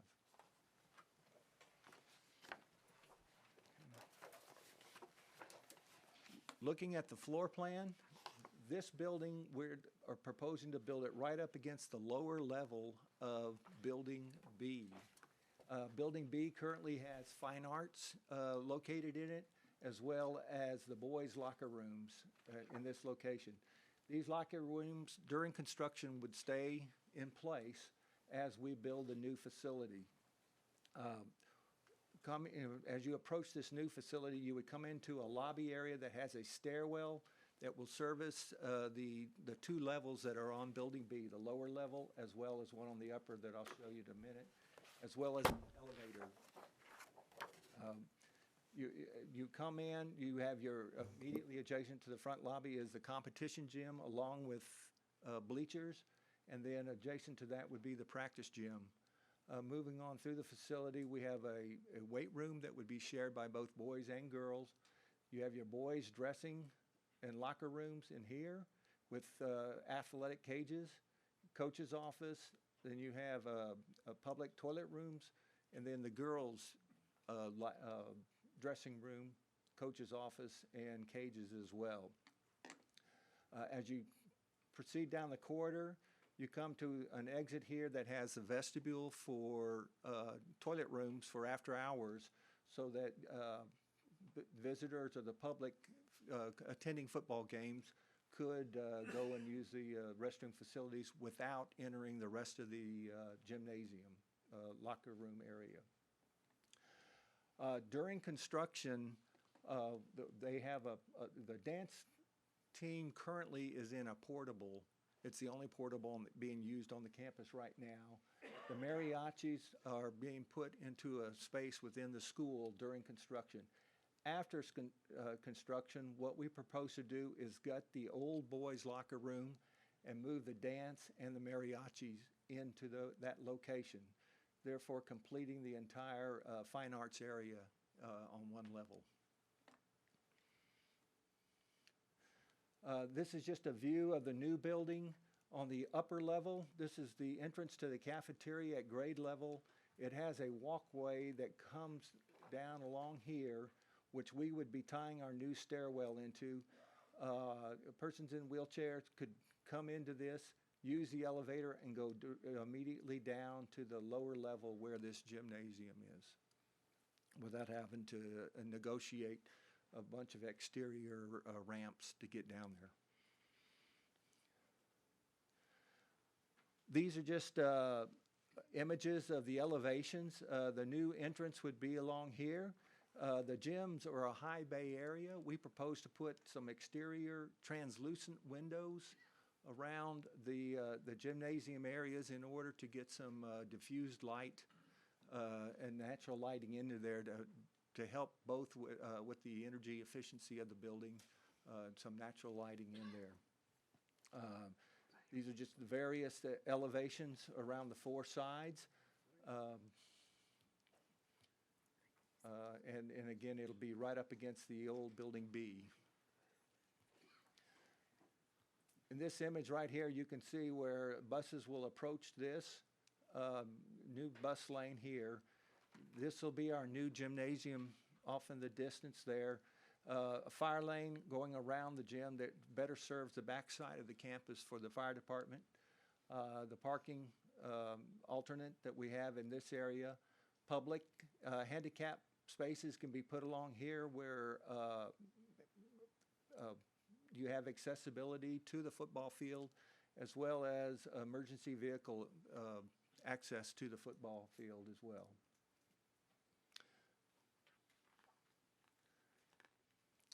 Some of the other aspects of this project that we're looking at would include the adding of a new security lobby at Building A in the admin building.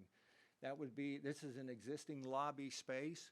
We'd be coming in with a ballistic entry to secure the rest of the school. Visitors would come in, we would have a new transaction window where they would check in, and then either the students could be brought out to the parent, or they'd be allowed to proceed in once they've been vetted on this. As part of this work, it would require us to close off the existing doorway into the health clinic, the nurses' clinic here. We would expand the clinic and put the new entry off of this side by vacating the attendance office and putting it on this side in A145, along with a receptionist to attend to the transaction window. The benefit of this is the staff and students within the secured area could then have uninterrupted circulation without going through the lobby. Yes, sir. So where the security vestibule is, where would the students be entering? Would they still have to come through the security vestibule? There is yes, sir, there is a corridor over on this side that allows them to go out into the courtyard, which would be behind this ornamental security fence. And I'll show you a little bit of that here in a second. All right. I was just curious where that was going to be at. Thank you. Looking at security features for this campus. Currently, the lines represented in red are 6-foot chain link fences. Under the TEA rules, the campus needs to be secured by the use of a non-scalable fence. That could include a non-scalable 6-foot fence. It could be going to an 8-foot chain link fence. Or use of an ornamental fence. There's various ones. We're looking at all the options and the different prices for each type of fence that may be considered. The area along here is where we're proposing a new secured fence so that the public being on this side would not have the ability to get onto the campus from this back side. They could still pull in, they could still park in this area, they could still attend games with the gates being opened, and then the buses could come on around and exit. One of the other features we're looking at is increasing the security or creating a new barrier at the front of the campus. That would be separating the public here from the students that are using the CTE building and Building D, going to the cafeteria, going to Building A or C, all behind a barrier fence that would be created along this line right here. The windows that would be outside this area, or what I mentioned as possibly having some sort of film for security to protect those windows so that an intruder could not penetrate into it. Well, it's forced entry type film. They could shoot into it, but they'd try to bash it out with a bat or a gun, and they could not break through it.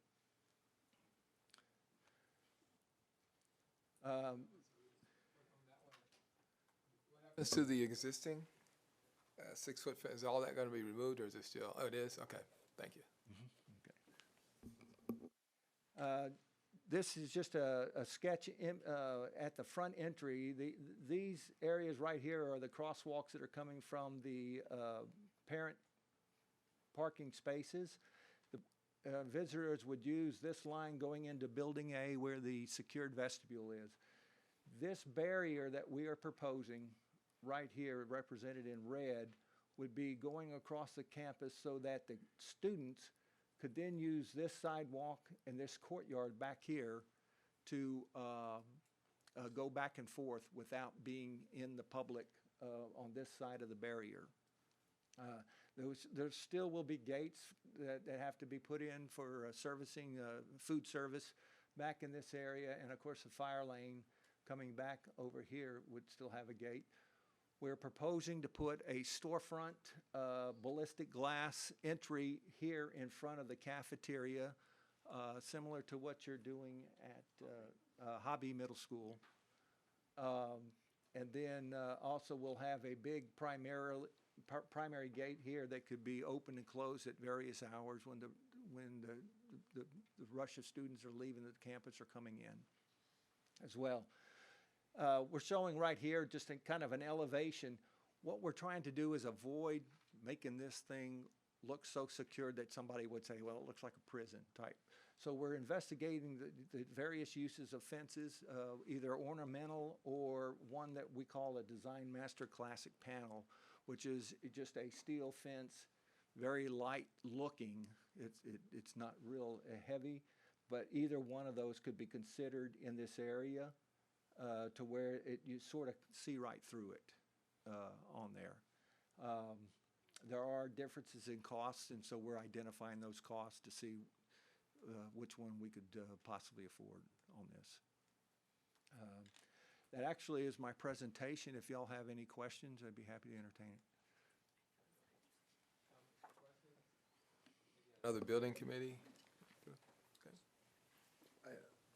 Oh, go ahead. Trustee Lopez, you got a question? Yeah. Thank you.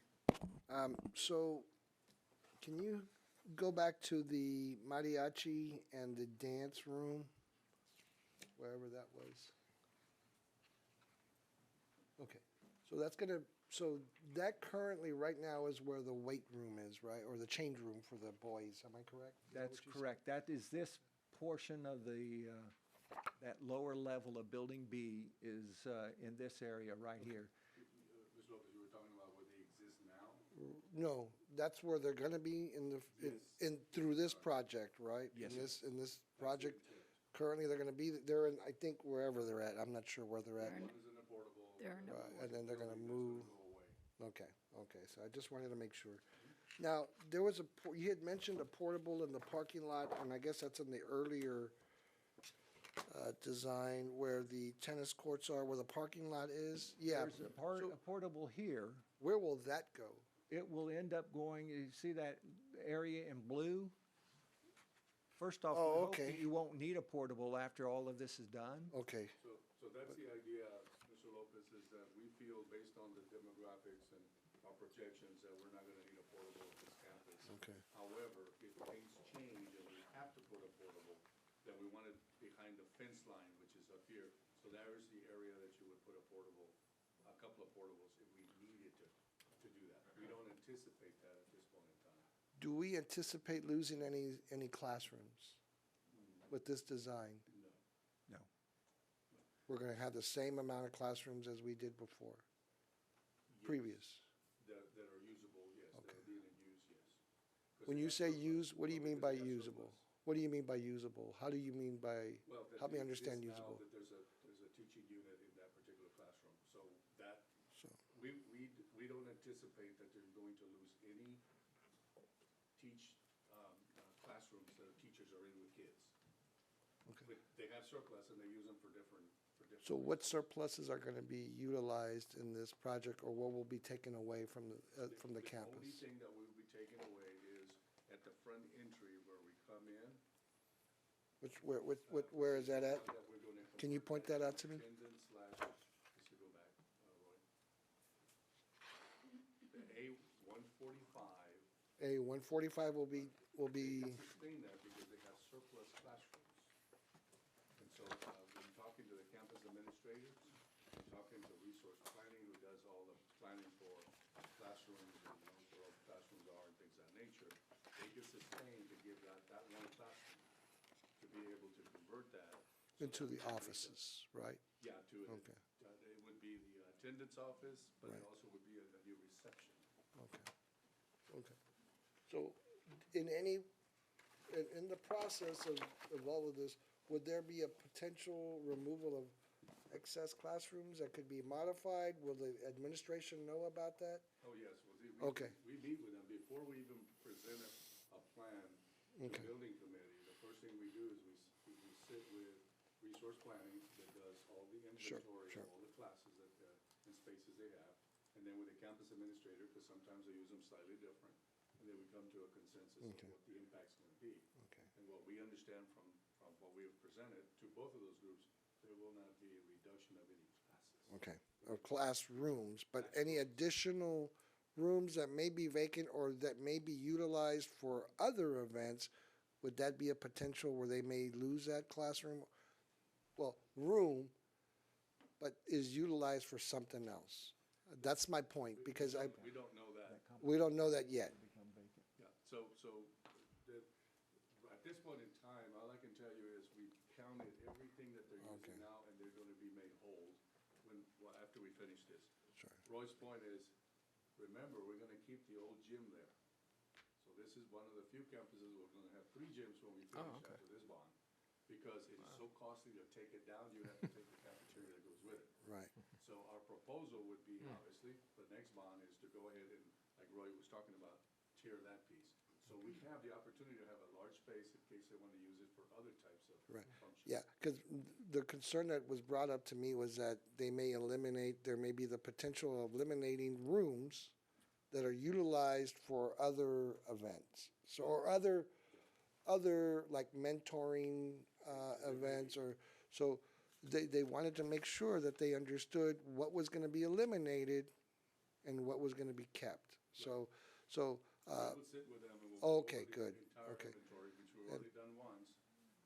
And so just please remember that if they have surplus, it doesn't count a PTA room or a special room and things of that nature, because we need teaching classes spaces first. And then we can work out to see where those other spaces may go if in fact they're impacted. John, on this one, I'm not sure. You said the administration has been brought, this has been presented to the administration on that.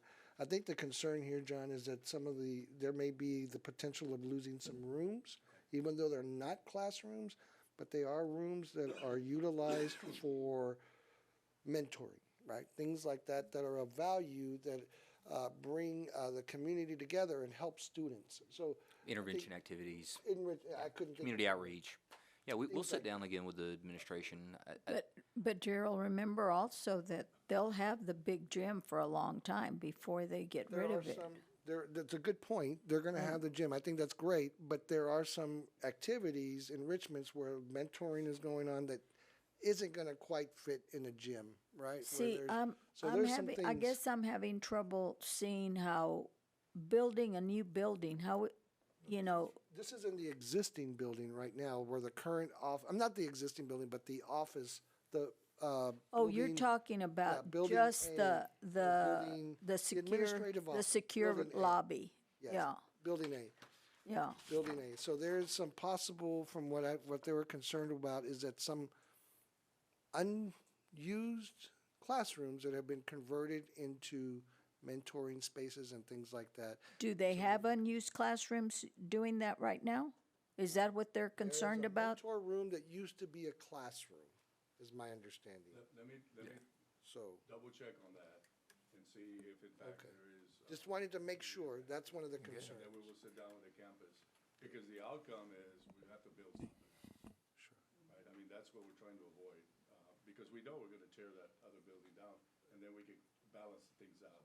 Remember, it's also for population, they maybe have more surplus classrooms in another year or so, so it's all in flux. But, yeah, I We think, will check every single space to make sure that they're made as whole as possible, given that we believe strongly that that classroom 145 is important to have for the security of campus.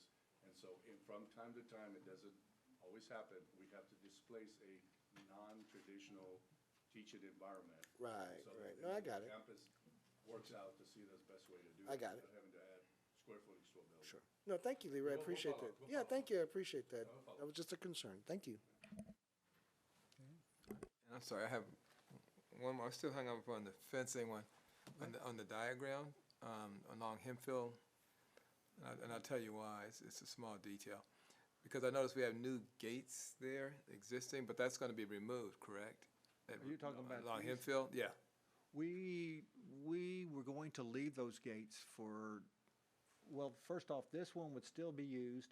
What we're proposing right now is not to use that so that all traffic has to come this way and then exit that way. Okay, the reason why I got confused, well, I hate to hum that there. The reason I'm hung up on it, but there's no fencing there, correct? That fencing's all being removed. No, we're not, we're not. Oh, you're not proposing moving to that. remove that. Oh, okay, fence that along 6 there. foot That one would you're not gonna still stay remove. in place. Okay, that's what my question, oh, you answered. I'm with you. Okay. So the red is, Campus suggested anywhere where we have gates, Yeah. leave them there in case they need to secure the entire oh, no, perimeter. oh, no, I'm okay. When we said you're gonna remove the existing one, you're talking about where the yellow is on the other outside, correct? We're saying that this That red. area here needs to be fortified a little differently. Yeah, and I'm fine. That's fine. That area, but not the, okay, good, I'm good. Thank you. Good. Okay. Any other comments, questions from the board on? All right. Is there a motion coming from our building? Yeah, after all this discussion, yeah, we'll get that. I know, but I was reading here, hope and so, it didn't yeah. say, approval. I move that we approve the recommended design for Sul Ross Middle School. Motion second. Any further discussion? All right. If not, to move to second, we approve the recommended design for the athletic facility at Sul Ross Middle School. All those in favor signify by stating aye. Aye. Any opposed, state nay. Great, motion carries. Thank you. Thank you Thank very you. much. Thank you. Appreciate it. Thank you, Roy. All right, good. That completes our facilities and operations. Next, we go into business and finance and our budget amendment. This is only number one?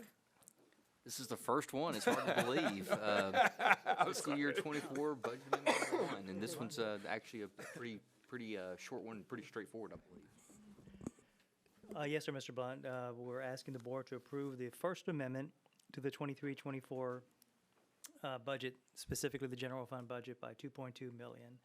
The write-up indicates what makes up the majority of that $2.2 million. The food service fund, child nutrition, and debt service are not being amended. Okay, and I know the board has seen that. Any comments or questions? Okay, Trustee Lopez? Mr. President, we did review this in the Finance Committee, and these are necessary changes that we need to make for Budget Amendment 1. So I recommend that we approve the budget amendment 1 as recommended by staff. All right, thanks for coming from our finance chair, appreciate that. We have a second? Second. Okay, we have a motion, and a second, any further discussion? All right, it's been moved to second that we approve budget amendment number 1 as presented. All those in favor signify by stating aye. Aye. Any opposed, state nay. Great, thank you. All right, next we go to our human resources and property and boilers. Yes, sir. So we have a few items. I think we want to start first and foremost with a property insurance renewal. As we're navigating this new terrain, we're seeing pretty significant increases in property insurance renewals, and so we wanted to go ahead and bring this to the board's attention, seeing that it is, like I say, a pretty significant renewal that we're looking at. So we'll start with, like I say, property and boiler insurance. Debbie.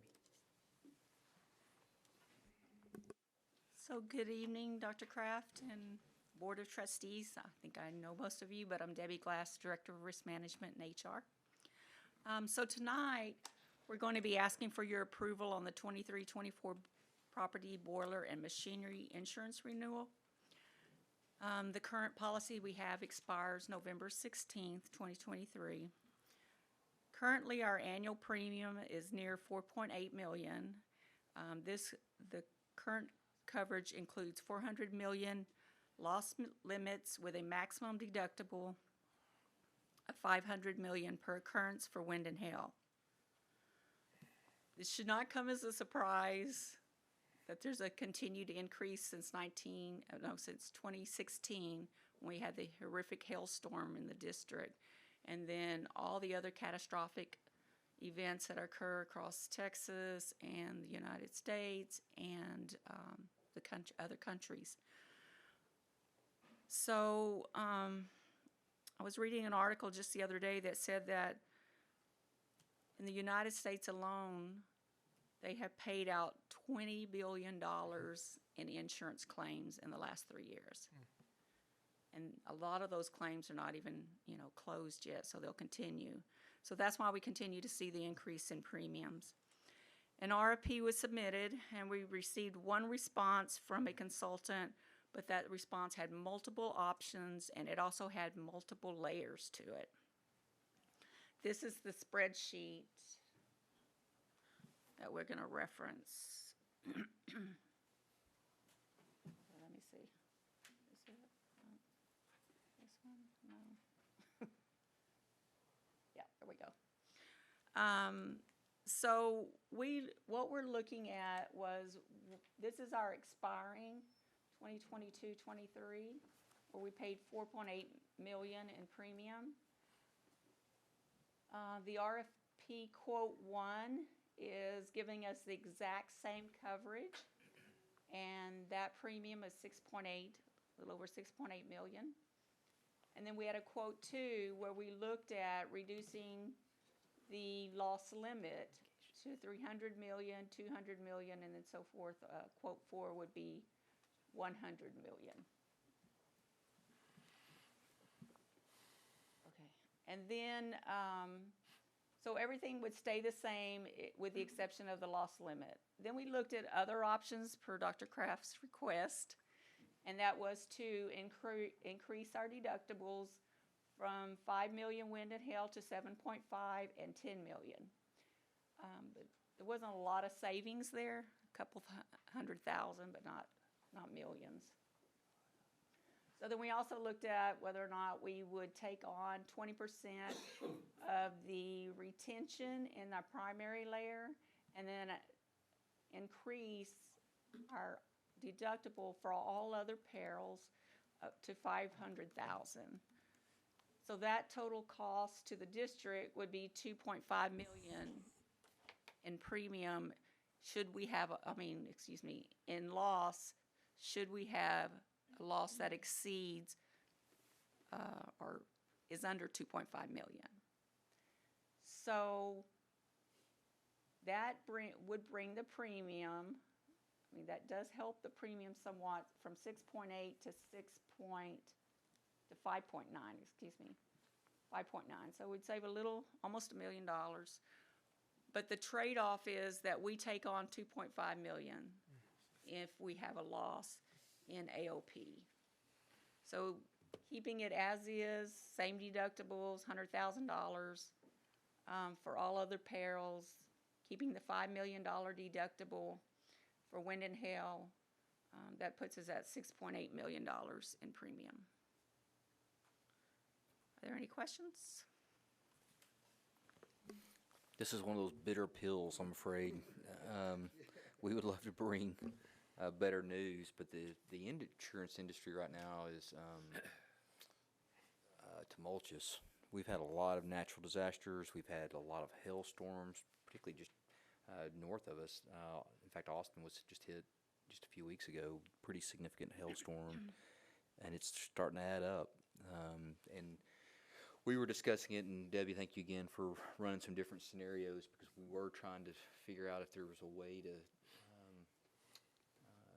a way forward to just save some dollars, just from a sheer premium standpoint. But as you can see, there's obvious trade-offs as far as how much risk we're willing to accept.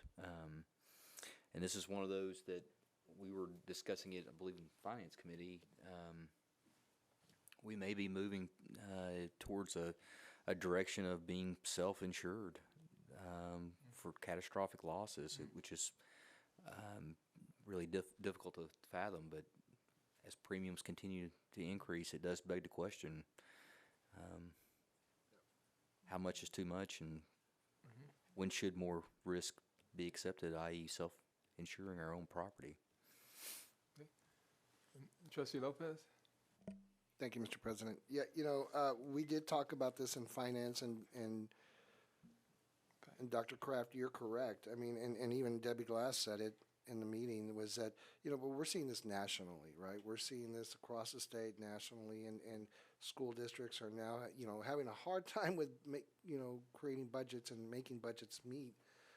This is just one other added facet of how a school district must operate, right? So that's just the temperature that we're in. And so, by doing this, it makes sense for us to be able to do this. And so I recommend that we approve the,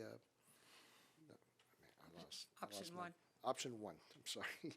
Yeah, option one. Thank you. Have a motion and a second? All right. Any further discussion? Good. All right. It's been moved and second that we approve the option one for property and boiler, stated as identified in the RFP. All those in favor signify by stating aye. Aye. Any opposed, state nay. Motion carries. You made it.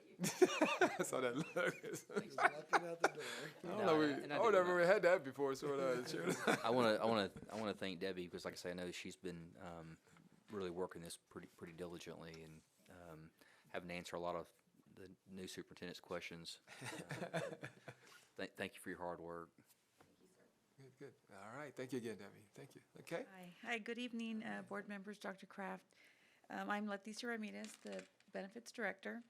And so tonight we come to you regarding stop loss, or in your agendas, it's medical and the pharmacy reinsurance. And so I'll have John Bass, who is part of our consulting firm, McGriff, to present about stop loss. And then I'll come to you with the ask for a recommendation.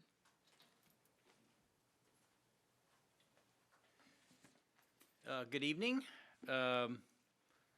Blunt, how are you? And Dr. Kraft and board members, thank you. We're continuing on our journey of moving into our self-insured program. And so, if you remember, the board elected to move from a fully insured to a self-funded plan effective January 1st, so that's in process. The board also voted to retain United Healthcare as the medical and pharmacy plan administrator. And just to remember, for all claims that were incurred prior to January 1st, that's the liability of United Healthcare. You paid a fully insured premium for that. Even if they're submitted in January or February and they were incurred prior to January 1st, that is the responsibility of United Healthcare, not the district. However, For all medical and pharmacy claims that will be incurred on January 1st or later, that will be the district's responsibility. So if you remember back, it's been a while, we talked about stop loss once upon a time. Entities that are self-funded purchase stop loss insurance or reinsurance to protect against any single claim of size, and they protect also against any aggregate losses that would accumulate over a certain dollar amount. And so McGriff strongly recommends the district purchase stop loss insurance. Currently, United Healthcare uses an internal reinsurance level of $500,000 within their past underwriting practices. From McGriff's perspective and our actuarial perspective, $500,000 is an appropriate amount for the district to seek for specific stop loss insurance. And while the likelihood of the district, due to its current funding arrangements, analysis of expected claims, etc., while the incurrence of an aggregate stop loss claim is possible, it is highly unlikely. However, we do recommend, it's sleep well insurance at night. We do recommend you purchase aggregate stop loss insurance as well. So a $500,000 specific deductible, so all claims in the calendar year incurred greater than $500,000 would go toward reinsurance. The aggregate corridor would be 120% of your expected claim number. Anything over that amount would go to aggregate coverage. And this would be both for medical coverage and for pharmacy coverage. So it's both, not just medical, not just pharmacy, and both. And if you're keeping up with lots of things happening in the news, we talked about risk insurance. There are some very costly procedures with respect to medical. Gene therapy medications that can be $1 million at a pop, or transplants that can be very significant as well, or a premature baby that may have a 7-figure claim. So it can happen, and reinsurance is needed and certainly recommended. The rate you see on the screen is $29.37 for the specific stop loss. The aggregate coverage is $2.17. The estimated number of covered employees is roughly 10,000. Could be a little bit more, could be a little less, depending on open enrollment, but that's been historically the average. And you can see the total amount of a little over $3.7 million. This is a budgeted item that, if you remember in the self-funded analysis that we showed, McGriff assumed a stop-loss insurance within the dollars, and we were not too far off. Actually, we were just around $30, and so the total number is just a little over $31. So we're pretty close. I think that's almost a rounding error when we're talking about a plan that's going to spend, on average, $85 million in healthcare.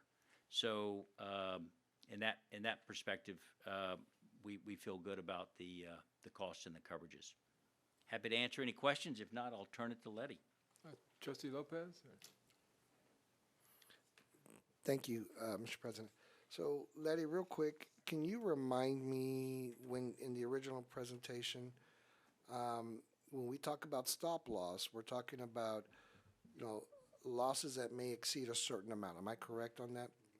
And there was a number that was presented to us a while back. I think there was a number like maybe a 5 that on an annual basis there had been about 5 of them? 6 or 7, right? I'm not sure.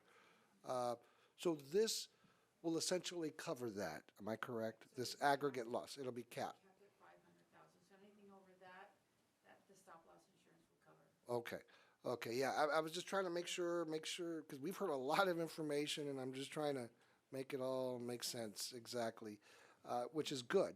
I mean, this is good, what we need to do to protect ourselves, because we never know what happens, right, with our employees. I don't have any. I believe it was 7 higher claims, if I'm not mistaken, because I remember kind of making note that for an organization of 10,000, that's actually pretty we're doing pretty well. That's a lower high claim number, and so it's a relatively healthy population. Right. Now that could change, but that's right. why you have stop loss insurance. Okay. So, yeah, no, going on that, I was just going to say, I recommend, or did you have a question? No. Did you have? No, I didn't. I just, you have a final? Yes. Oh, okay. Oh, okay. The ask, Yeah, right? yeah. That actually, when we met, the RFP committee met, I was going to give you a little bit of history. So we met on August 29th. So the RFP committee consisted of myself, Mr. Ben Muir, Assistant Superintendent for HR, and I had 3 of my benefit specialists. They were on the committee, and we voted for UHC. So UHC they came back with the best price, and of course the continuancy of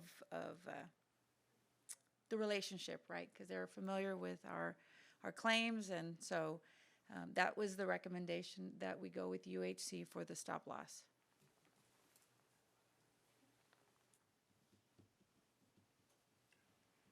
All right, so what your ask is that the board make a motion to approve United Healthcare? Yes. Correct, okay. Ready. There you go. That one. So, yeah, we did discuss this, and so I move that we approve the UHC for the stop loss coverage. Awesome. As recommended by staff. Okay, motion and a second. Any further discussion? All right, it's been moved second, and we approve UHC for the stop loss as recommended. All those in favor signify by stating aye. Aye. Any opposed, state nay. Motion carries. Awesome. Thank you. Thank you all. We continue the journey. Thank you. And very briefly, we just wanted to provide just a really quick update. I mentioned it, but our open enrollment actually concludes Friday, the 27th. And so we wanted to provide just an update. There's obviously going to be a final push. We've seen numbers increase here, particularly this past week, and we're trying to incentivize first department, first campus to complete enrollment. Ben Muir and the HR department is going to host a luncheon.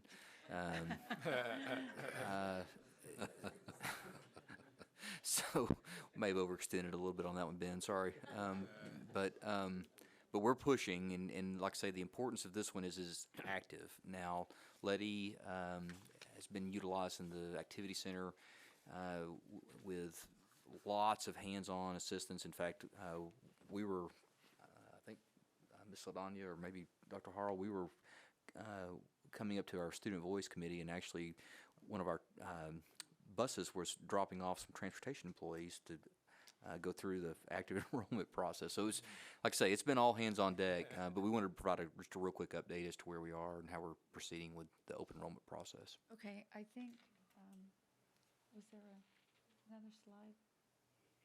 No. Or our numbers? No, there wasn't anything. No. Come on, Barry. You can just throw us a percentage. Okay, so we're percentage-wise. I want to say when I came to central office, there was about 7,200 people that have already enrolled, 1,600 that have started, and then about 6,000 that had not. So yeah, there's a little bit worried, but this is also very common during open enrollment. The last week, this is where employees wait. So, but we've had such a huge turnout for open enrollment this week. It's been very busy. No.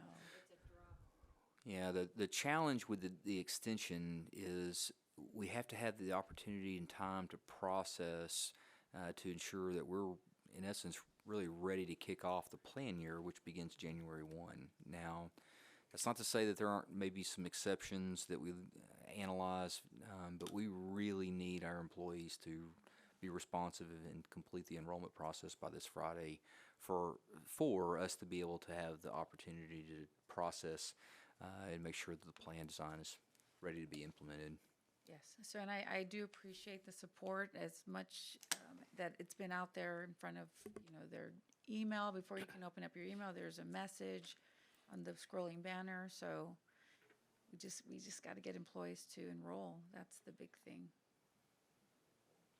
That's what I was gonna say, is this morning we were talking about it, and they were saying, the minute you open your computer, it tells you you have to enroll, so they know. They definitely know that the deadline is coming up. It's important. I mean, we don't want those that are not electing to take the health insurance. Okay, we understand. I'm just concerned that someone is not going to enroll for health insurance that needs it, and or their family needs it, and it's a missed opportunity. And that was the question I was asked, what happens if I don't enroll? It's going to drop. It will So drop. they will drop automatically. It will drop for January 1. And of course, like you said, Dr. Kraft, there is exceptions. We're going to hear everybody's story, but you can't say that you didn't know or that you weren't told. So. Good? Okay. Yeah. Good, okay. Thank you. Thank you. Okay. So next we go into administration, and we put on here our COVID-19 response protocol to just give us an update in that particular area. We've traversed quite a bit of ground, so I've asked Ray, let's wind back the clock just as a reminder of all the mitigation protocol that have been put in place. And of course, I wasn't directly a part, but indirectly, we were doing a lot of the same things to try to mitigate COVID-19 and the impact effects. So I've asked him just to go through a quick overview, and then we can discuss in detail any items or questions that you may have. Yes, sir. So, Dr. Kraft, Mr. Blunt, I'll start with the good news, and that is that about a little over 5 months ago, the WHO, the World Health Organization, declared that the pandemic was over. And before that, federally, it was declared also there was no national crisis. And all that, of course, was evidenced by people going back to work, hospital bed, vacancies, I guess you could say, or the amounts that there were availability, better word. Of course, number of cases going down, and a number of organizations looking at different metrics, including our own, Bear Health authorities that we were working with throughout the pandemic. And so, despite the May 11th declaration, if you will, by the World Health Organization, we continued in Northside because of your resolution to provide support through June 30th this summer. And at that point, really, the main support we were providing to employees was leave. And so the resolution was through June 30th, and so we continued. We were actually one of the last organizations in the area, private and public, including USAA and others, to actually still have had something going on as far as June 30th this summer. And currently, there are no other school districts, my information, that provide any type of COVID-related support in regard specifically to leave. Now, certainly at the peak, and everyone now remembers the infamous March 2020 when this all began. Through that whole process, we began with food bank events, which still continue, free COVID testing. We had free vaccines. We allowed, obviously, for remote work. U.S. trustees approved for some groups to continue to get paid. And we provided a number of sick leave bank and other days that if our employees needed to, they could tap into if the illness was such that they needed to be out for that long. At the peak, we had 3 COVID agents. These were folks that we hired specifically to answer questions from employees related to the illness, from where do I get tested, what is it in terms of leave that I have, what is it in everything and anything. They farmed out those calls to the different departments as needed. That fortunately began to decline. Again, this started in March of 2020. And so primarily with metrics information that we get from principals and, of course, HR, by May of this past year, we were down to 1 COVID agent, to give you an idea. And we actually tracked the number of calls.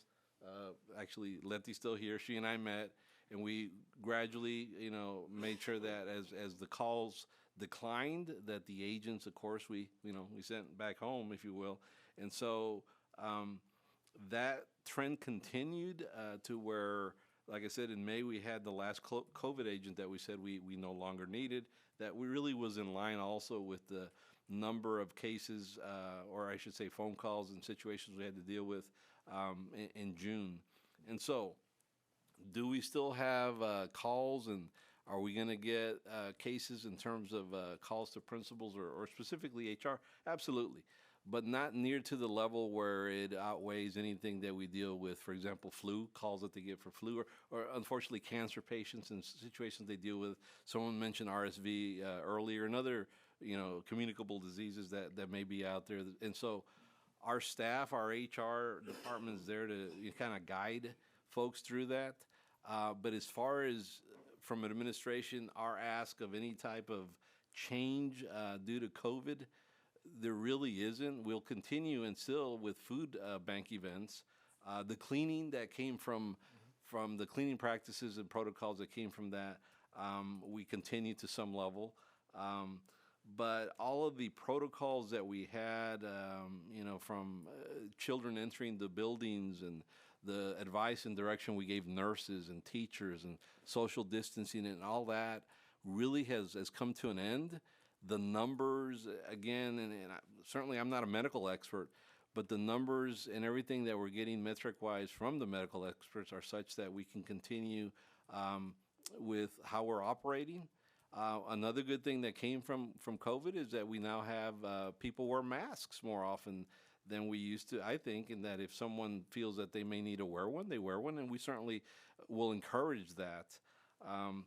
But as far as any type of change or like I said, in terms of adding staff or leave type changes or anything like that, there at this time is no recommended change from administration. Thank you. Trustee Saldana? Ray, and I'm glad that Ben is still here. Don't we have some kind of, I don't even know what to call it, but if you run out of leave because you have cancer, let's say, or your child has some kind of disease that requires that you miss a lot of days, don't we have a plan where they don't get docked the full amount of money? So the Is answer there now, something like that? yes, ma'am. And specific to COVID, I'll speak to that, and Letty might be able, since she's still here, give you a little bit more. But we have several layers of leave that help our employees during COVID. And I'm glad you asked this question. We actually set up a COVID leave sick bank so that if they exhausted all of their leave, which they are legally entitled to, they had that to tap into. And to give you another example and illustrate, we had, I believe, had 2 or 3 folks, two that during even the height of the pandemic actually had to use the COVID sick leave bank. So it was actually it was used so little that we actually gave those days back. Myself and everyone who contributed days got our days back because fortunately, it's a good thing, we didn't have to go to it that often. So the answer to your question is yes. There are a number of layers even before we during COVID got to that sick leave bank that employees could go to. And we recognize that it's probably early. We understand that RSV, flu, and COVID season is upon us, and we'll continue to work with Bexar County Health Department, monitoring numbers, and if there are significant changes or causes for concern for us to revisit this topic, we definitely will in the future. We don't want students nor staff coming to school sick and potentially spreading contagions. And like I say, we're committed to continuing to monitor, and we'll be bringing forward and communicating any changes or recommended changes as needed. Trustees, you have anything further, Trustees Dye? No, I was just thinking when you were saying that, what happens when our students get COVID and they have to miss 5 days of school? If it's in the spring semester, that keeps them from having to take final exams because they they've missed more than 3 days. Yeah. Well, one, they have to make the work up in and around semester exams, final exams. That's worst case scenario for high schoolers especially. So, like I say, they'll be given the opportunity to make the work up, retake exams when we come back from break, which would likely be when they're healthy enough to take those exams. We'll work with students, particularly if they're going to be in an extended leave type situation. And like I say, continue to monitor. I guess I'm talking COVID. If they get COVID, you know, we'll work with them, and I think we're saying the same thing about the employees. If the employee gets it, we're gonna work with them if it affects their leave. Absolutely. Absolutely. Like I say, we don't want individuals coming to work or school sick. And like I say, unfortunately, we can look at trends, particularly from New Zealand, which they've experienced a little bit of a higher flu contraction rate, but that's usually a pretty good indicator as to what we can expect to experience. But it's still a little bit early to make those projections. And we'll adjust if necessary, as Dr. Kraft said. The nurses, Ms. Aldana, working with both employees and students, all got new protocols in terms of what it is that they should do and advise. Fortunately, with all the vaccines and now medication, Paxlovid, I think is called, that they use for a lot of patients, those two things have helped a lot in mitigating that and getting them back. We certainly, as Dr. Kraft said a couple times, we don't want people to come work sick or to school, students. But to your question, if indeed that was a case of a student due to COVID not having to miss, then we're going to work with them, but we consequently may have fewer students if indeed there's a spike that will not be able to, be exempt if that's the case and we get an outbreak in the spring or something like that.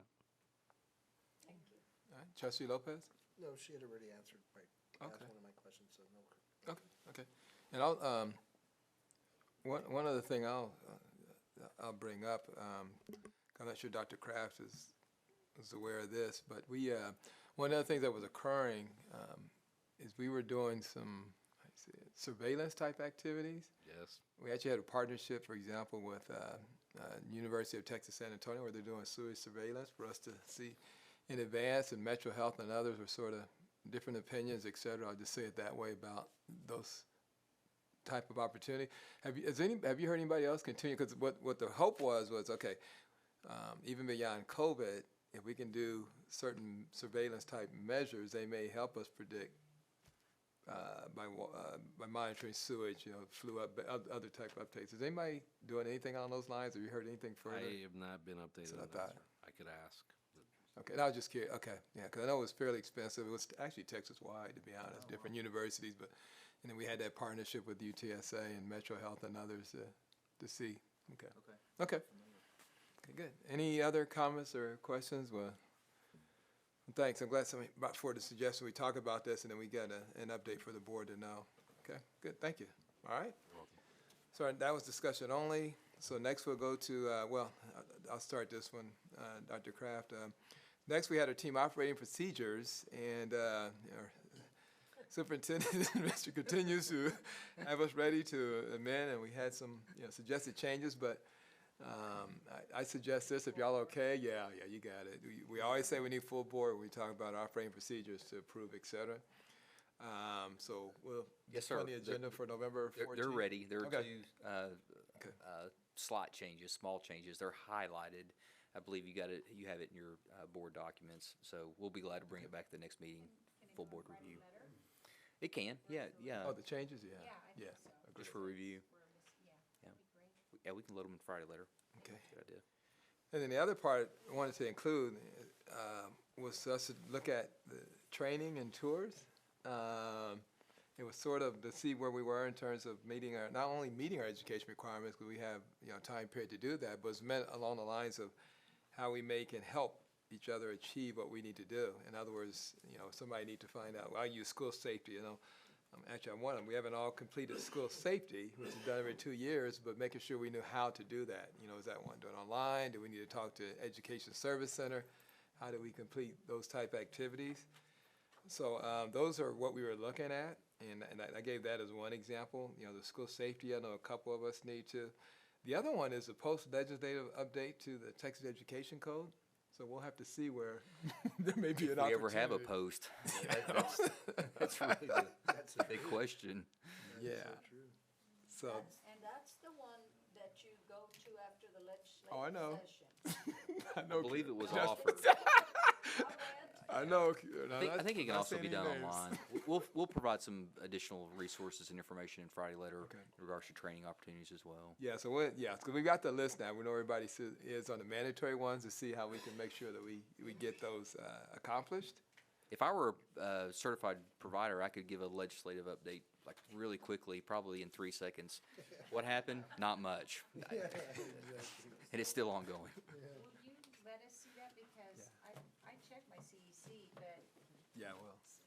it'll have the dates, it just won't tell you, oh, it was done in '23, is it over? Yeah. Right, it just has a list of things? But, but at the top, you have to check the date, because you can go, when you first open it, you're getting 22, 23.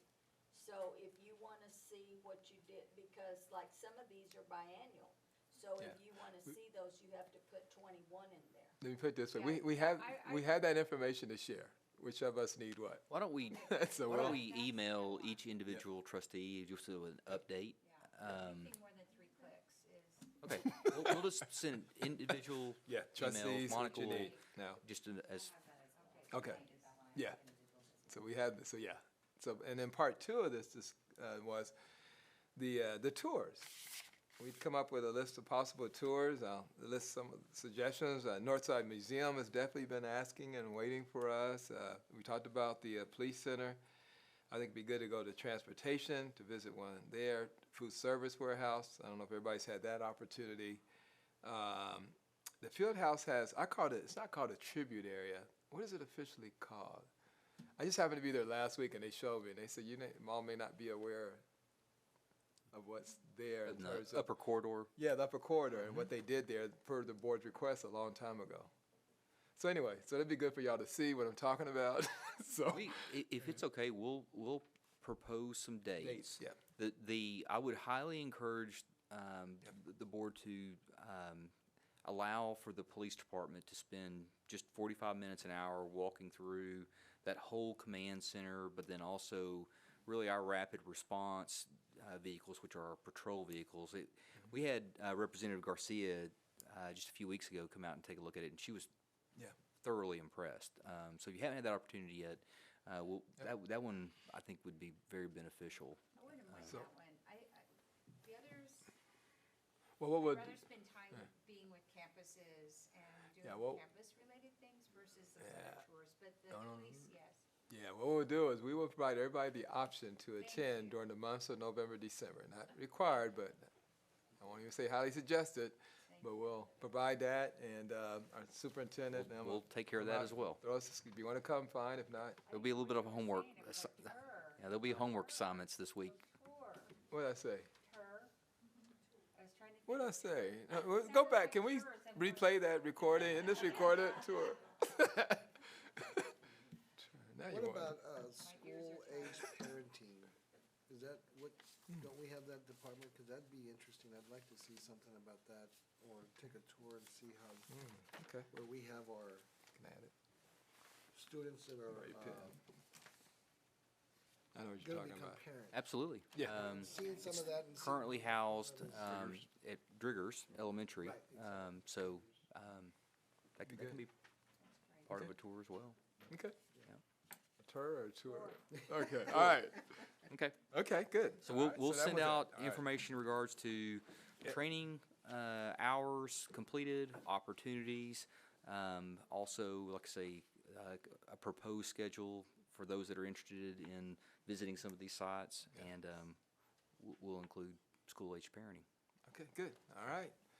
So that's where we're on that item. Now we go to leadership NISD. All right, Leadership Northside. This kind of piggybacking off of a point you made earlier, Mr. Blunt.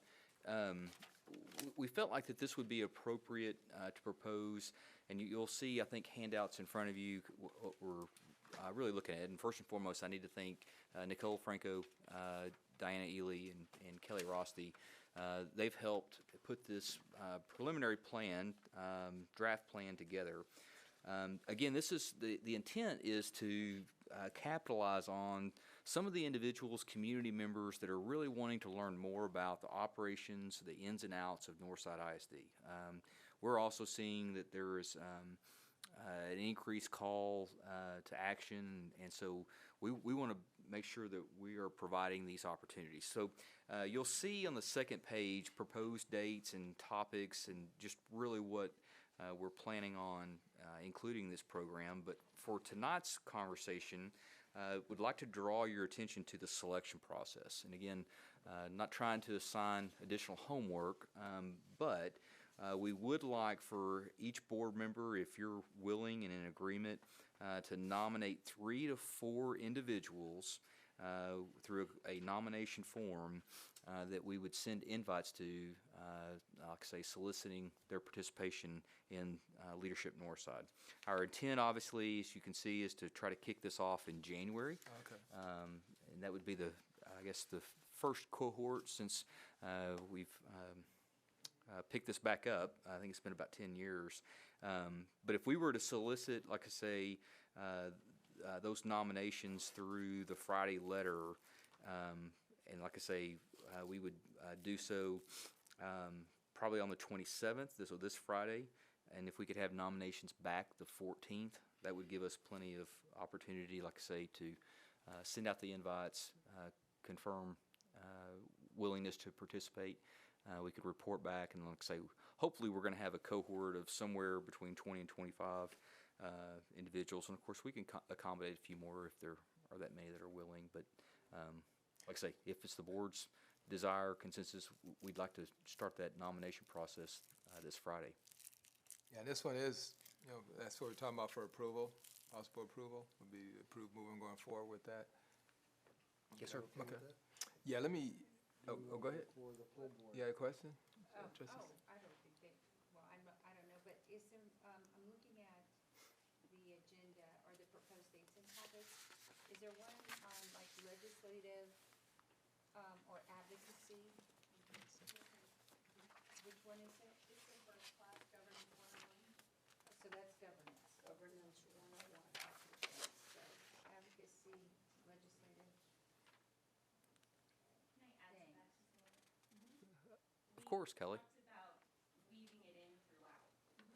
Instead of being standalone as we did in the pilot advocacy network, weaving it in through all. Especially the advocacy. Yeah. Well, there may be, if there's a special session in February, there may be the need not only for information to be conveyed, but potentially assistance, like almost a call to action. And the other one, and I was looking at, maybe it's woven in, but like marketing, how do we get the word out about, Northside, that kind of thing. Now, maybe it goes with advocacy and it's woven in.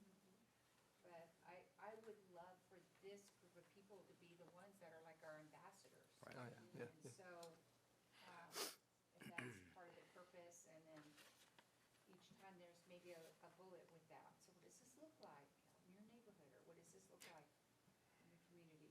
Something along Okay, those that's a good idea. Any other comments, questions? The only other question I sort of had is the profile of the individual. And I bring it up in this light because I think we have the description here. Is I know sometimes we nominate, and I was talking to Dr. Kraft a little about it, we nominate for NEIC, we nominate for the bond, the SHAC, and sometimes the names are the same, per se. So I don't know if we're trying to encourage. No, that's a great point. While we appreciate, and I'll pick on Dave Gannon because I don't think it's mine, but Dave Gannon knows Northside ISD. So not to say that we wouldn't want to be inclusive, but this program is really for individuals that are relatively new and want to learn more about the operations, may not have served on a CBAC committee, may not have served on a Northside Improvement Committee, that are wanting to be involved and wanting to learn more. So that's a great point. Okay. I have one other question. Mhm. Only because I've heard it as like, it's hard to, when meetings are from 6 to 7:30. Are they gonna be, will there be like an interactive part so that it's not click, click, click? No, I'm preaching to the choir. I just wanna say it out loud, right? Tips and tools, Diana, tips and tools. Okay. I'll translate. I think what I'm hearing is let's make it non-boring and engaging. Oh. And food. Thank Food always helps. Food always helps, right? There will be food, okay, good. Okay. It's really about it being engaging. All right, good. Maybe even some movement.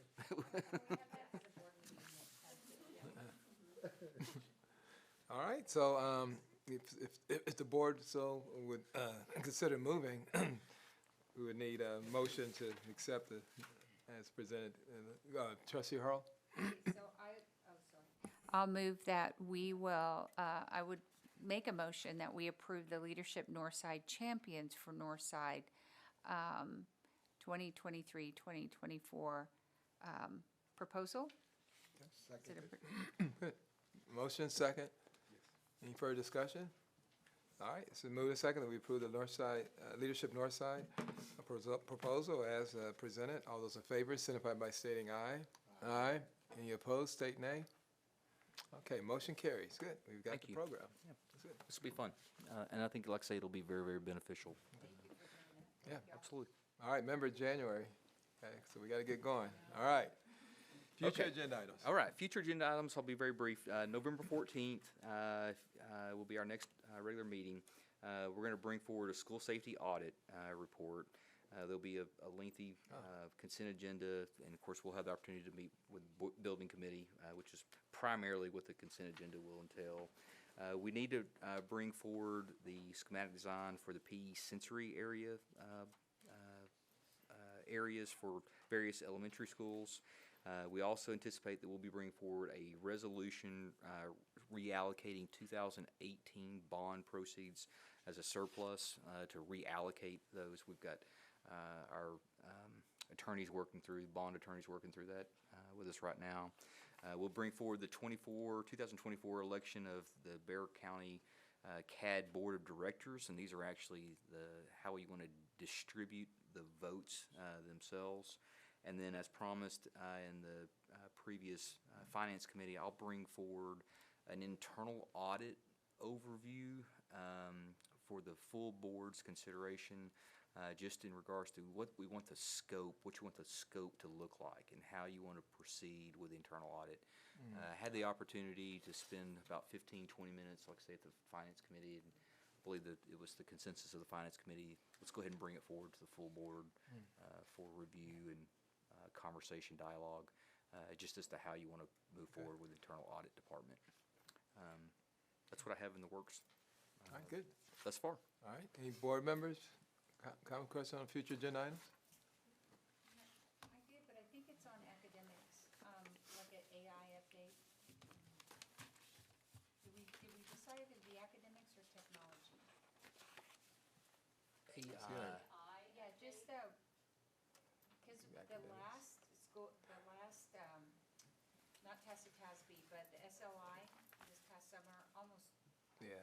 every other session was on AI and what is your district doing? And so that was the original request was, is there a way to have like an update of where we are, overview of AI in Northside?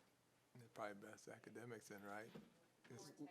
Or technology. Yeah, it would probably be, we can look at, I mean, that's a big. It is. Yeah, but it's gonna be class, but you're gonna, Technology committee. yeah, we do, but I'm gonna be It's honest technology, with you. but it's also academics. Yeah, I was gonna say, you're talking, I'm pretty sure you're talking about from a classroom curriculum sense, yeah, not the, The sessions at TSI were Yeah, curriculum-based curriculum or based. academics-based, but, Yeah. so just, and it could be. could y'all talk it over and let us know, because there is a technology we've got coming both up, so. committee meetings I do. forthcoming. We've got an academic committee meeting, which I know we're working on a pretty full agenda. We also have a technology committee. Oh.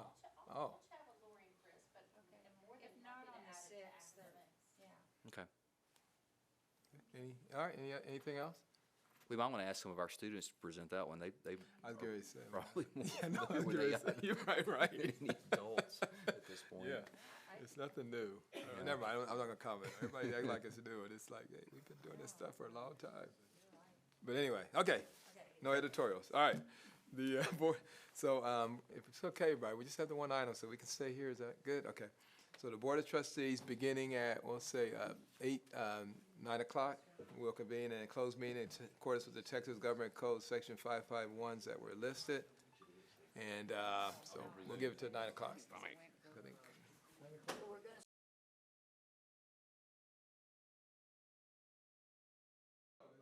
Ready? All right. So the Board of Trustees, beginning at 9:08 and 9:09, being open meeting, action take place as discussed. Is there a motion to come before the board? I move that we accept the recommendation for administration. Second. All right, been moved and second. Is there any further discussion? Now it's been moved and second that we approve the administrative recommendation as discussed. All those in favor signify by saying aye. Aye. Any opposed, say nay. All right, motion carries, so the meeting ends at 9:10.